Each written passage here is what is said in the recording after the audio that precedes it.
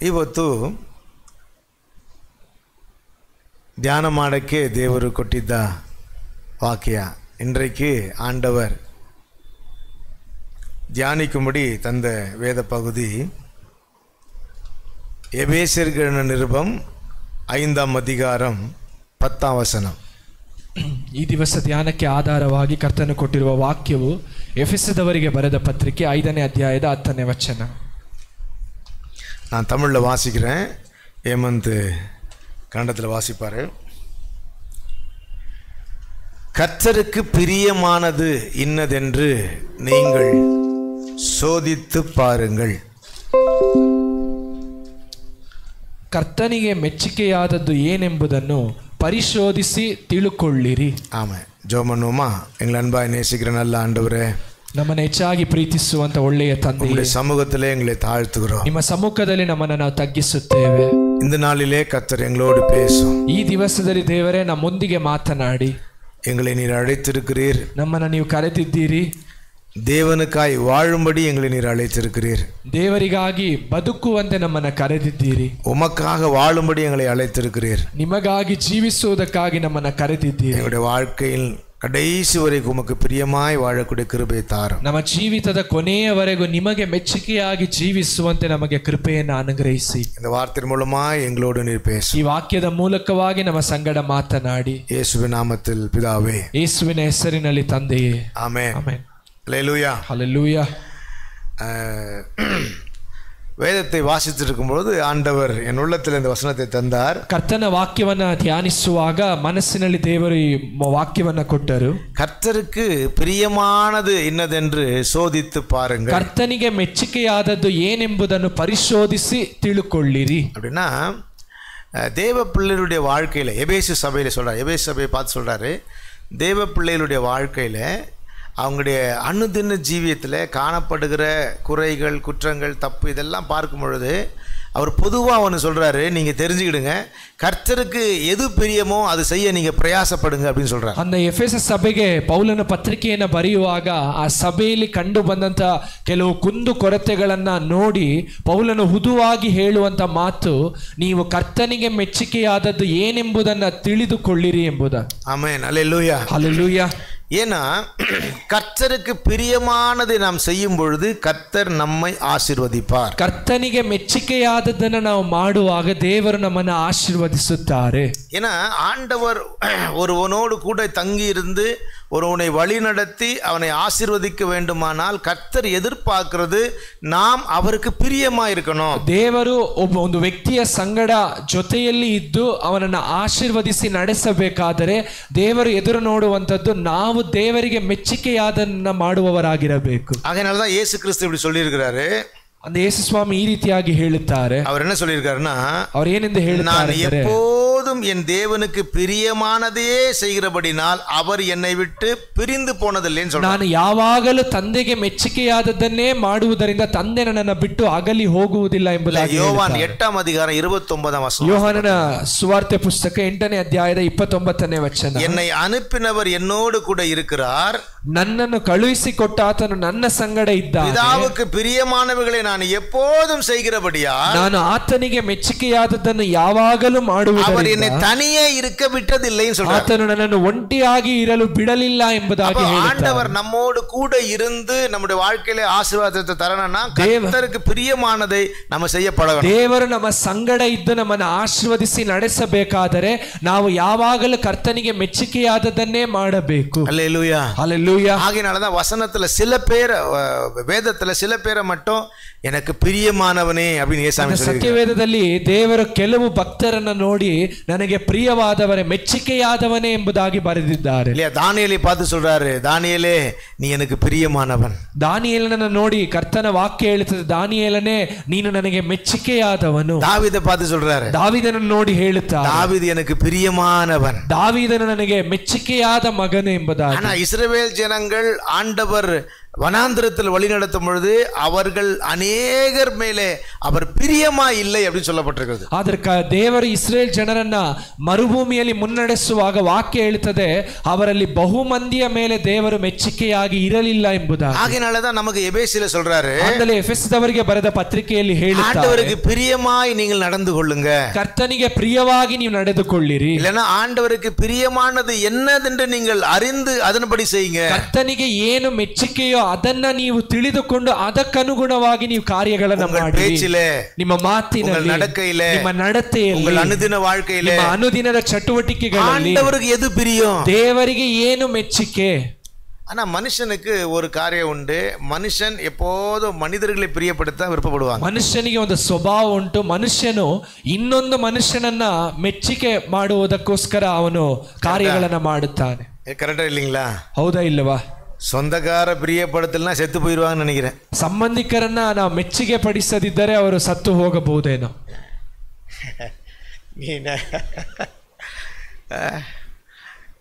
ಯೇಸು சாமி தாங்க பிரியப்படுத்தினா. ನಾವು ಯೇಸು ಸ್ವಾಮಿಯನ್ನ ಮೆಚ್ಚುಗೆ ಪಡಿಸಬೇಕು. நான் சொன்னா நீங்க உங்களுக்கு புரிய மாட்டேங்குது. ಇದು ಹೇಳುವುದಾಗ ನಿಮಗೆ ತಿಳಿಯುವುದಿಲ್ಲ. தேவன் நமக்காக இந்த உலகத்துக்கு வந்தார். ದೇವರು ನಮಗೋಸ್ಕರ ಈ ಲೋಕಕ್ಕೆ ಬಂದಿದ್ದಾರೆ.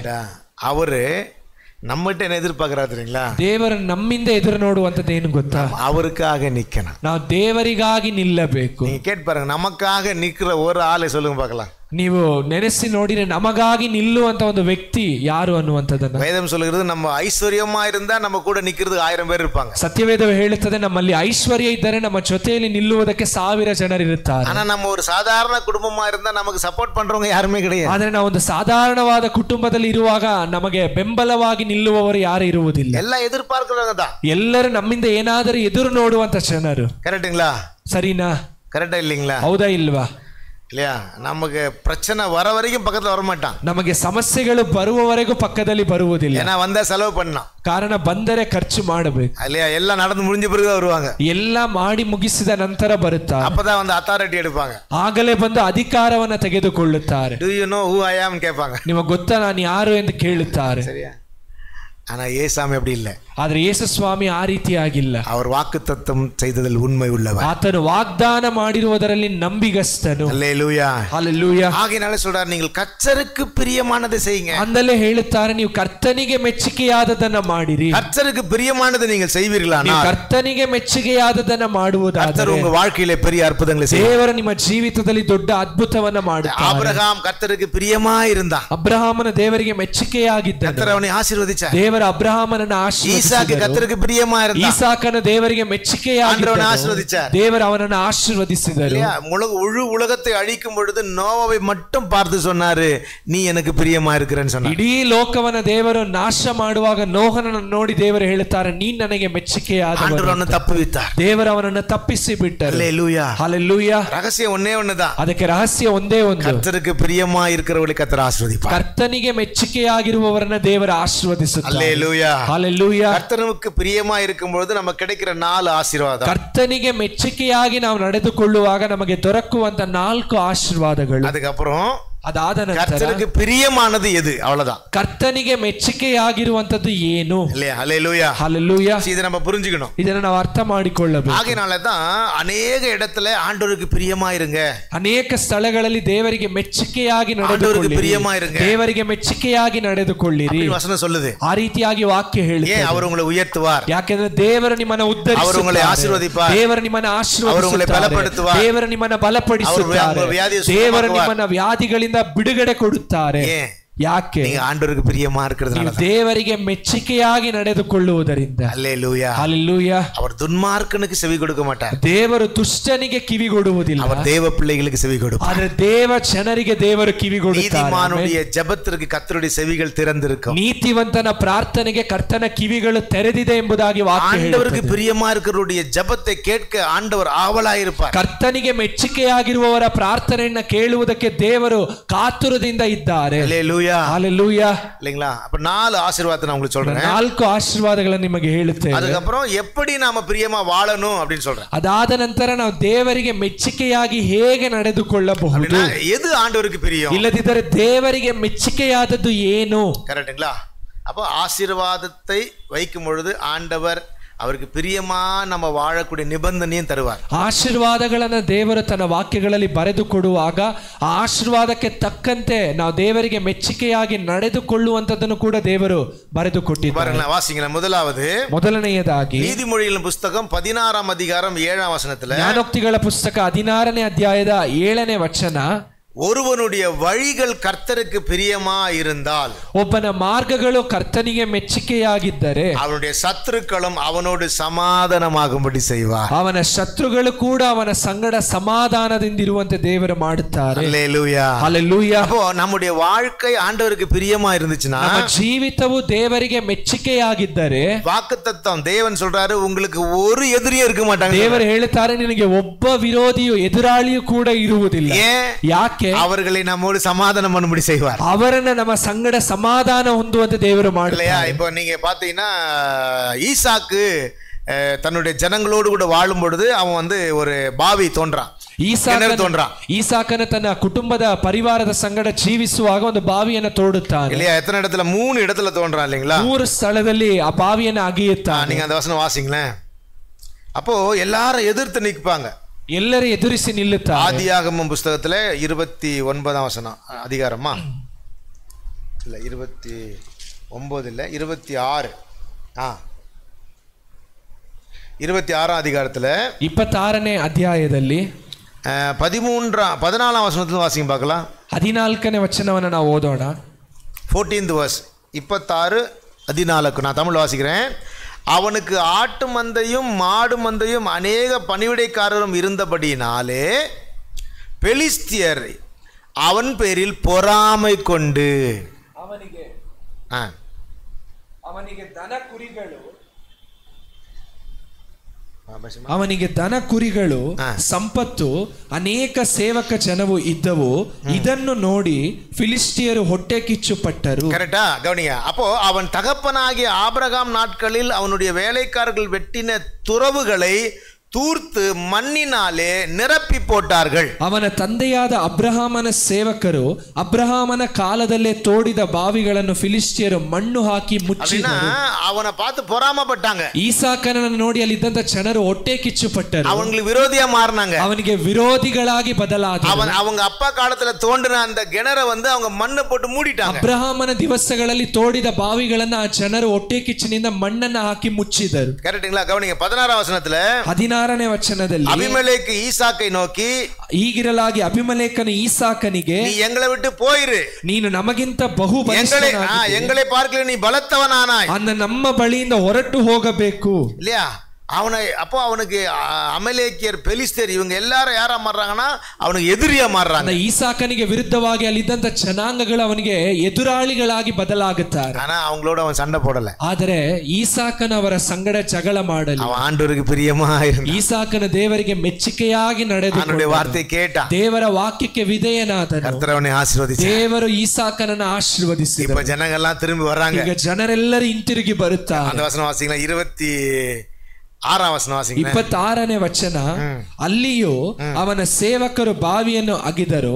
ಆ ಸಮಯದಲ್ಲಿ ಅಭಿಮಲೇಕನು ತನ್ನ ಮಂತ್ರಿಯಾದ ಅಹುಜತನನ್ನು ಸೇನಾಪತಿಯಾದ ಫಿಕೋಲನನ್ನು ಸಂಗಡ ಕರೆದುಕೊಂಡು ಗೆರಾರಿನಿಂದ ಈಸಾಕನ ಬಳಿಗೆ ಬರಲು, ಈಸಾಕನು, ನೀವು ನನ್ನನ್ನು ದ್ವೇಷಿಸಿ ನೀ எனக்கு ವಿರೋಧಿಯ ಮಾರನಲ್ಲ, ನಿಮ್ಮ ಬಳಿಯಿಂದ ಕಳುಹಿಸಿ ಬಿಟ್ಟಿರಲ್ಲ, ಈಗ ನನ್ನ ಬಳಿಗೆ ಯಾಕೆ ಬಂದಿರಿ அப்படி சொல்றாரு. ಎಂದು ಅವರನ್ನು ಕೇಳಿದ್ದಕ್ಕೆ ಅವರು, ಯೆಹೋವನು ನಿನ್ನ ಸಂಗಡ ಎಂದು ನಮಗೆ ಸ್ಪಷ್ಟವಾಗಿ ಕಂಡು ಬಂತು. ಆಮೆನ್. ಕರங்களை வைத்து ஒரு அல்லேலூயா சொல்லுவோமா? ಕೈಗಳನ್ನು ಎತ್ತಿ ಒಂದು அல்லேலೂயா ಹೇಳೋಣ. உங்களை விரோதிக்கிறவர்கள், ನಿಮ್ಮನ್ನ ವಿರೋಧಿಸುವವರು, உங்களுக்கு எதிராளியா இருக்கிறவங்க, ನಿಮಗೆ ಎದುರಾಳಿಗಳಾಗಿ விரட்டி விடுறவங்க, ನಿಮ್ಮನ್ನ ತಳ್ಳಿ ಬಿಡುವವರು உங்க கால்ல வந்து விழுவாங்க. ಅವರು ನಿಮ್ಮ ಬಳಿಯಲ್ಲಿ ಬಂದು ಅಡ್ಡ ಬೀಳುತ್ತಾರೆ. அவன் சொல்றான், ಅವರು ಹೇಳುತ್ತಾರೆ, நீங்க என்ன விரட்டி விட்டீங்கல்ல, ನೀವು ನನ್ನನ್ನು ತಳ್ಳಿ ಬಿಟ್ಟಿರಲ್ಲ, எனக்கு விரோதியானீங்கல்ல, ನನಗೆ ವಿರೋಧಿಗಳಾಗಿ ಬಂದீங்க, ಈಗ ಯಾಕೆ ನನ್ನ ಬಳಿಗೆ ಬಂದಿದ್ದೀರಿ?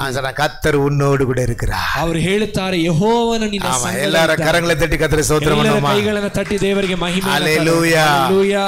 கர்த்தர் நம்மோடு இருந்தால், ದೇವರು ನಮ್ಮ ಸಂಗಡ ಇದ್ದರೆ, சத்துருக்கள் நம்ம கிட்ட வந்து சமாதானம் ஆவாங்க. ಶತ್ರುಗಳು ಕೂಡ ನಮ್ಮ ಸಂಗಡ ಬಂದು ಸಮಾಧಾನ ಹೊಂದುತ್ತಾರೆ. அல்லேலூயா. ಹಲ್ಲೆಲೂಯಾ. அததான் அவர் சொல்றார். ಅದನ್ನೇ ಅವರು அப்ப ಹೇಳ್ತಾರೆ. முதலாவது ஆசீர்வாதம், ಮೊದಲನೆಯ ಆಶೀರ್ವಾದ, நாம் கர்த்தருக்கு பிரியமா இருப்போமானால் ನಾವು ಕರ್ತನಿಗೆ ಮೆಚ್ಚುಗೆಯಾಗಿ அவர் ಇರುವುದಾದರೆ நம்மோடு இருப்பார். ದೇವರು ನಮ್ಮ ಸಂಗಡ அவர் ಇರುತ್ತಾರೆ. நம்மோடு இருந்தால் ದೇವರು ನಮ್ಮ ಸಂಗಡ ಇದ್ದಾರೆ. சத்துருக்கள் உங்களை வேண்டான்னு சொல்லுவாங்க, உங்களை வெறுத்தவங்க, உங்களுக்கு விரோதமா இருந்தவங்க, உங்களை விரட்டி விட்டவங்க உங்களோடு வந்து சமாதானமாவாங்க. ஏன் தெரியுமா? கர்த்தர் உங்களோடு கூட இருக்கிறார். ನಿಮ್ಮನ್ನ ತಳ್ಳಿ ಬಿಟ್ಟವರು, ನಿಮ್ಮನ್ನ ವಿರೋಧಿಸಿದವರು, ನಿಮ್ಮನ್ನ ಬೇಡ ಎಂದು ಹೇಳಿದವರು ನಿಮ್ಮ ಸಂಗಡ ಬಂದು ಸಮಾಧಾನ ಮಾಡಿಕೊಳ್ಳುತ್ತಾರೆ. ಕಾರಣ ಕರ್ತನು ನಿಮ್ಮ ಸಂಗಡ ಇರುವುದರಿಂದ. அல்லேலூயா. ಹಲ್ಲೆಲೂಯಾ. அல்லேலூயா. ಹಲ್ಲೆಲೂಯಾ. ஆகையால நீங்க எதிர்த்து நிக்காதீங்க. ಅಂತ ನೀವು ಯಾರನ್ನು ಕೂಡ ಎದುರಿಸಿ ನಿಲ್ಲಬೇಡಿ. ஏன் தெரியுமா? ಯಾಕೆ ಗೊತ್ತಾ? அவங்க ಆಟೋಮ್ಯಾಟಿಕா வருவாங்க. ಅವರು ತಮ್ಮಷ್ಟಕ್ಕೆ ತಾವೇ ನಿಮ್ಮ ಬಳಿಗೆ ಬರುತ್ತಾರೆ. கர்த்தரை பிரியப்படுத்தினா போதும். ನೀವು ದೇವರನ್ನ ಮೆಚ್ಚುಗೆ ಪಡಿಸಿದರೆ ஆண்டவருக்கு பிரியமா வாழ்ந்தா போதும். ದೇವರಿಗೆ ಮೆಚ್ಚುಗೆಯಾಗಿ ನಡೆದುಕೊಂಡರೆ எல்லா சூழ்நிலையும் மாத்துவார். ದೇವರು ಎಲ್ಲ ಪರಿಸ್ಥಿತಿಯನ್ನು ಬದಲಾಯಿಸುತ್ತಾರೆ.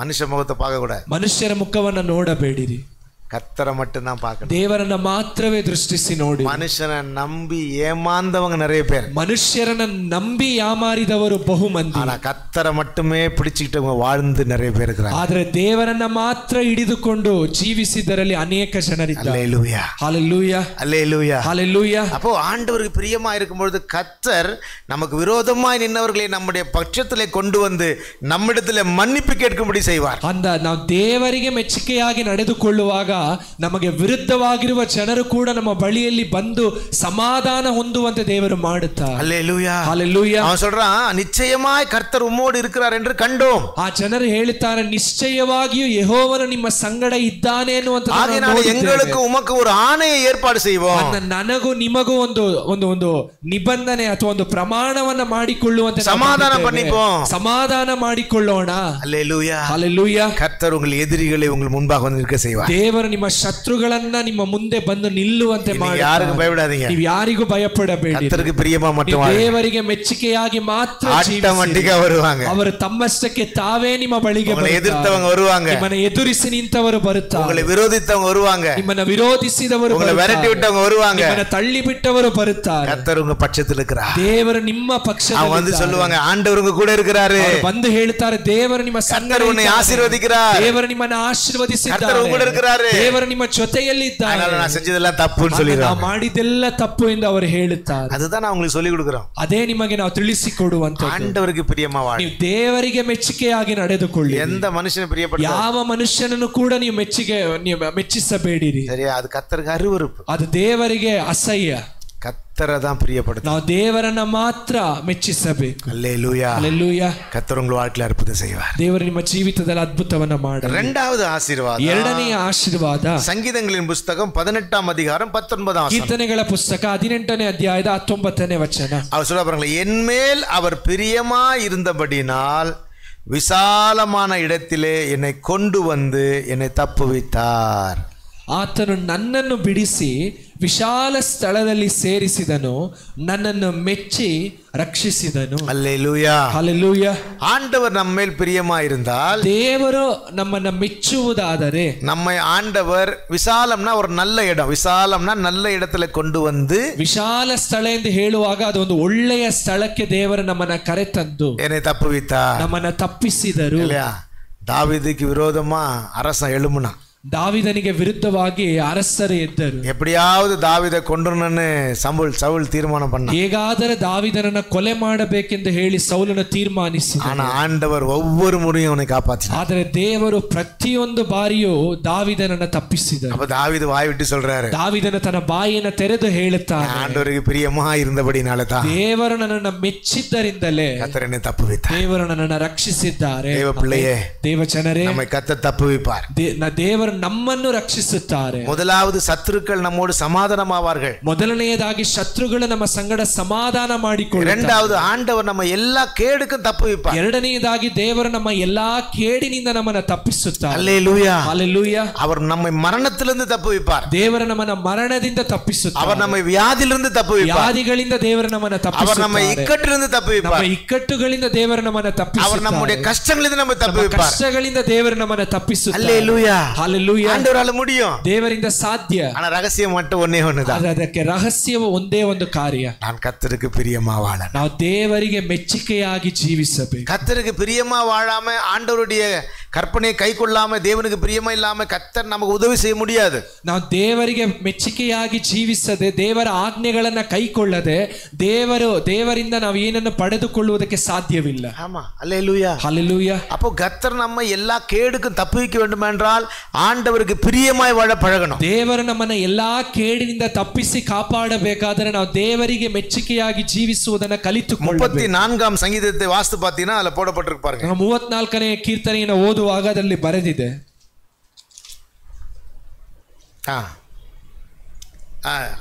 தாவீது அபிமெலேக்குக்கு முன்பாக வேஷம் மாறின போது அவனால் துரத்தி விடப்படுகையில் பாடின சங்கீதம். என்ன பாடுறாரு? கர்த்தரை நான் எக்காலத்திலும் ஸ்தோத்தரிப்பேன், அவர் துதி எப்போது என் வாயில் இருக்கிறோம். ಈ ಒಂದು ಕೀರ್ತನೆಯ ಒಂದು ಶೀರ್ಷಿಕೆ ಹೇಳುತ್ತದೆ, ದಾವೀದನು ಅಭಿಮಲೇಖನ ಎದುರಿನಲ್ಲಿ ಹುಚ್ಚನಂತೆ ತೋರ್ಪಡಿಸಿಕೊಂಡು ಅವನ ಬಳಿಯಿಂದ ಹೊರಡಿಸಲ್ಪಟ್ಟಾಗ ರಚಿಸಿದ ಕೀರ್ತನೆ. ನಾನು ಯೆಹೋವನನ್ನು ಎಡೆಬಿಡದೆ ಕೊಂಡಾಡುವೆನು, ಆತನ ಸ್ತೋತ್ರವು ಯಾವಾಗಲೂ ನನ್ನ ಬಾಯಿಯಲ್ಲಿ ಇರುವುದು. அல்லேலூயா. அல்லேலூயா. 8ஆம் வசனம் சொல்றாரு, கர்த்தர் நல்லவர் என்பதை ருசித்து பாருங்கள். 8ನೇ ವಚನದಲ್ಲಿ ಹೇಳುತ್ತಾರೆ, ಯೆಹೋವನು ಸರ್ವೋತ್ತಮನೆಂದು ರುಚಿಸಿ அவர் மேல் ನೋಡಿರಿ. நம்பிக்கையா இருக்கிற மனுஷன் பாக்கியவான். ಆತನನ್ನು ಆಶ್ರಯಿಸಿಕೊಂಡವರು ಧನ್ಯರು.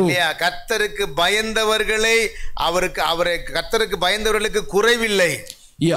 ಆತನಲ್ಲಿ ಭಯಭಕ್ತಿ ಉಳ್ಳವರಿಗೆ ಯಾವ ಕೊರತೆಯೂ ಇರುವುದಿಲ್ಲ. கர்த்தருடைய தூதன் அவருக்கு பயந்தவர்களை சூழ பாளையம் இறங்கி அவர்களை விடுவிக்கிறார். ಕರ್ತನ ದೂತನು ಕರ್ತನಿಗೆ ಭಯಪಡುವವರ ಸುತ್ತಲೂ ಇಳಿದು ಅವರನ್ನ ಕಾಪಾಡುತ್ತಾರೆ. அல்லேலூயா. ஹல்லேலூயா. ஆண்டவருக்கு பயப்படும் பொழுது கர்த்தர் நம்மை காப்பாற்றுவார். ನಾವು ದೇವರಿಗೆ ಭಯಪಡುವಾಗ ದೇವರು ನಮ್ಮನ್ನ ಕಾಪಾಡುತ್ತಾರೆ. அதனால தான் தாவீது சொல்றாரு, அவர் நல்லவர் என்பதை நீங்க ருசிச்சு பாருங்க. ದಾವೀದನು ಹೇಳ್ತಾನೆ, ದೇವರು ಒಳ್ಳೆಯವನು ಸರ್ವೋತ್ತಮನು ಅನ್ನುವಂತದನ್ನ ರುಚಿಸಿ ನೋಡಿರಿ. பிள்ளைகளே வந்து எனக்கு செவி கொடுங்க, நான் கர்த்தருக்கு பயப்படுறது என்னன்னு சொல்லி கொடுக்கிறேன். ದಾವೀದನು ಹೇಳ್ತಾರೆ, ಮಕ್ಕಳೇ ನೀವು ಬಂದು ನನಗೆ ಕಿವಿಗೊಡಿರಿ, ಕರ್ತನಿಗೆ ಭಯಪಡುವ ಭಯವನ್ನು ನಾನು ನಿಮಗೆ ಕಲಿಸಿಕೊಡುತ್ತೇನೆ. 14ನೇ ವಚನದಲ್ಲಿ ಹೇಳುತ್ತಾರೆ. அப்ப தாவீது ஆண்டவருக்கு பிரியமாய் வாழ்ந்தார். ದಾವೀದನು ದೇವರಿಗೆ ಮೆಚ್ಚಿಕೆಯಾಗಿ எப்போது ஆண்டவருக்கு பயந்து வாழ்ந்தார். ಯಾವಾಗಲೂ ದೇವರಿಗೆ ಭಯಪಟ್ಟು ನಡೆದುಕೊಂಡರು. சொல்றாரு, ಆಗ ಅವರು ಹೇಳುತ್ತಾರೆ 6ನೇ வசனத்துல, 6ನೇ ವಚನದಲ್ಲಿ, இந்த ஏழை கூப்பிட்டான். அது வாசிங்க, 6ನೇ வசனம். 6ನೇ ವಚನ, இந்த ஏழை கூப்பிட்டான், ಕಷ್ಟದಲ್ಲಿದ್ದ ಈ ಮನುಷ್ಯನು ಮೊರೆಯಿಡಲು கர்த்தர் கேட்டு ಯೆಹೋವನು ಕೇಳಿ அவன் ಇಡುಕಣುಗಳಿಗೆல்லாம் ನೀங்களாக்கி ರಕ್ಷಿಸಿದ. ಎಲ್ಲಾ ಬಾಧೆಗಳಿಂದ ಬಿಡಿಸಿದನು. அல்லேலூயா. அல்லேலூயா. அல்லேலூயா. அல்லேலூயா.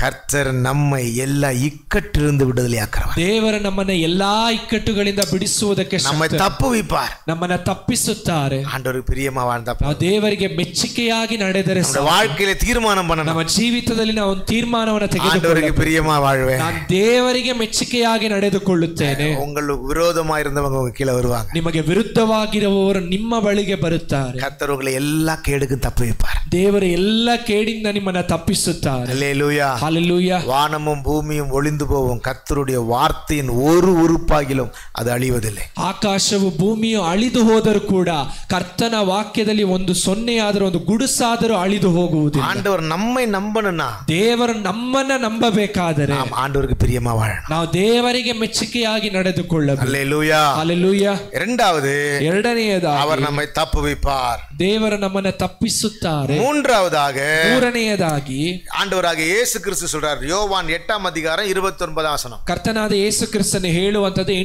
ಯೋಹಾನನ ಸುವಾರ್ತೆ ಪುಸ್ತಕ 8ನೇ ಅಧ್ಯಾಯದ 29ನೇ ವಚನ. பிதாவுக்கு பிரியமானவைகளை நான் எப்போதும் செய்கிறபடியா ನಾನು ಆತನಿಗೆ ಮೆಚ್ಚಿಕೆಯಾದದ್ದನ್ನು ಯಾವಾಗಲೂ ಮಾಡುವುದರಿಂದ அவர் என்னை தனியே இருக்க விடவில்லை. ಆತನು ನನ್ನನ್ನು ಒಂಟಿಗನಾಗಿ ಬಿಡಲಿಲ್ಲ. அப்ப சொல்றாரு, மூன்றாவது ஆசீர்வாதம், கர்த்தர் நம்மோடு கூட இருக்கணும்னா நாமோ எப்பொழுதும் கர்த்தருக்கு பிரியமா வாழலாம். ಮೂರನೆಯ ಆಶೀರ್ವಾದ, ಕರ್ತನು ಯಾವಾಗಲೂ ನಮ್ಮ ಸಂಗಡ ಇರಬೇಕಾದರೆ ನಾವು ಯಾವಾಗಲೂ ದೇವರು ಮೆಚ್ಚುವುದನ್ನೇ ಮಾಡಬೇಕು. தாவீது சொல்றாரு இல்லையா, ದಾವೀದನು ಈ ರೀತಿಯಾಗಿ கர்த்தர் என் பட்சத்தில் இருக்கிறார், ಕರ್ತನು ನನ್ನ ಪಕ್ಷದಲ್ಲಿದ್ದಾನೆ, எனக்கு விரோதமாய் நிற்பவன் யார்? ನನಗೆ ವಿರುದ್ಧವಾಗಿ ನಿಲ್ಲುವವನು ಯಾರು? அல்லேலூயா. அல்லேலூயா. கர்த்தர் என் வலது பக்கத்தில் இருக்கிறார், ಕರ್ತನು ನನ್ನ ಬಲಪಾರ್ಶ್ವದಲ್ಲಿದ್ದಾನೆ, எனக்கு விரோதமாய் நிற்பவன் யார்? ನನಗೆ ವಿರುದ್ಧವಾಗಿ ವಿರುದ್ಧವಾಗಿ ನಿಲ್ಲುವವನು எனக்கு ಯಾರು? விரோதமா எழும்புகிற எல்லா ஆயுதங்களும் ನಮಗೆ ವಿರುದ್ಧವಾಗಿ ಏರ್ಪಡಿಸುವಂತ ಎಲ್ಲ ಆಯುಧಗಳು வாய்க்காதே போகும். ಅದು ನಿಷ್ಫಲವಾಗಿ ಹೋಗುತ್ತದೆ.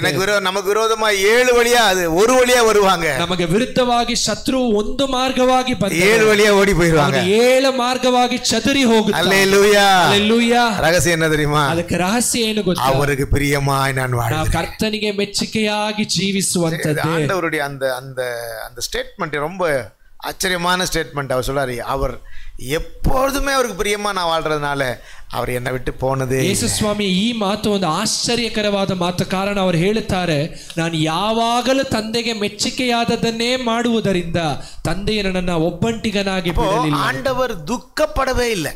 ದೇವರು ದುಃಖ ಪಡಲೇ ಇಲ್ಲ. ಯಾರು ಕೂಡ? ಯಾರ ಸಂಗಡ? ஏசாமி கூட. ಯೇಸು ಸ್ವಾಮಿಯ ಸಂಗಡ. அதனாலதான் ஒவ்வொரு இடத்துலயும் சொல்லுவார், ಅದನ್ನ ಒಂದೊಂದು ಸ್ಥಳದಲ್ಲಿ ಹೇಳುತ್ತಾರೆ, அவர் என்னுடைய பிரியமான குமாரன், ಆತನು ನನಗೆ ಮೆಚ್ಚುಗೆಯಾದ ಮಗನು, அவர் என்னுடைய நேசகுமாரன், ಆತನು ನನಗೆ ಮೆಚ್ಚುಗೆಯಾದ ಮಗನು, அவர் என்னுடைய ஒரே பேரான குமாரன், ಆತನು ನನ್ನ ಒಬ್ಬನೇ ಮಗನು. அவருக்கு செவி கொடுங்க. ಆತನ ಮಾತಿಗೆ ನೀವು ಕಿವಿ ஏன்னா அவர் எப்போதும் அவர் பிரியமானதே செய்வார். ಯಾಕೆಂದ್ರೆ ಯೇಸು ಸ್ವಾಮಿ ಯಾವಾಗಲೂ ತಂದೆಯಾದ ದೇವರಿಗೆ ಮೆಚ್ಚುಗೆಯಾದದನ್ನೇ. அல்லேலூயா. ಹಲ್ಲೆಲೂಯಾ. ஆகையாலே ஆண்டவர் அவருட்டு தெய்வம் அவருட்டு ஒரு நாளும் போனதில்லை. ದೇವರು ಒಂದು ಸಮಯಕ್ಕೂ ಕೂಡ ಯೇಸು ಸ್ವಾಮಿಯನ್ನು ಅಗಲಿ ಹೋಗಲಿಲ್ಲ. அதே போல தேவ பிள்ளைகளே, நீங்களும் நானும் யோசித்து பாருங்க, கர்த்தர் நம்மோடு கூட இருக்கணும்னா நாம் ஆண்டவருக்கு பிரியமா வாழ்ந்தா மட்டும்தான் நடக்கும். அந்த தேவ ಮಕ್ಕಳೇ, ನೀವು ಯೋಚಿಸಿ ನೋಡಿರಿ, ದೇವರ ಯಾವಾಗಲೂ ನಮ್ಮ ಸಂಗಡ ಇರಬೇಕಾದರೆ ನಾವು ದೇವರಿಗೆ ಮೆಚ್ಚುಗೆಯಾದದನ್ನೇ ಮಾಡಬೇಕು.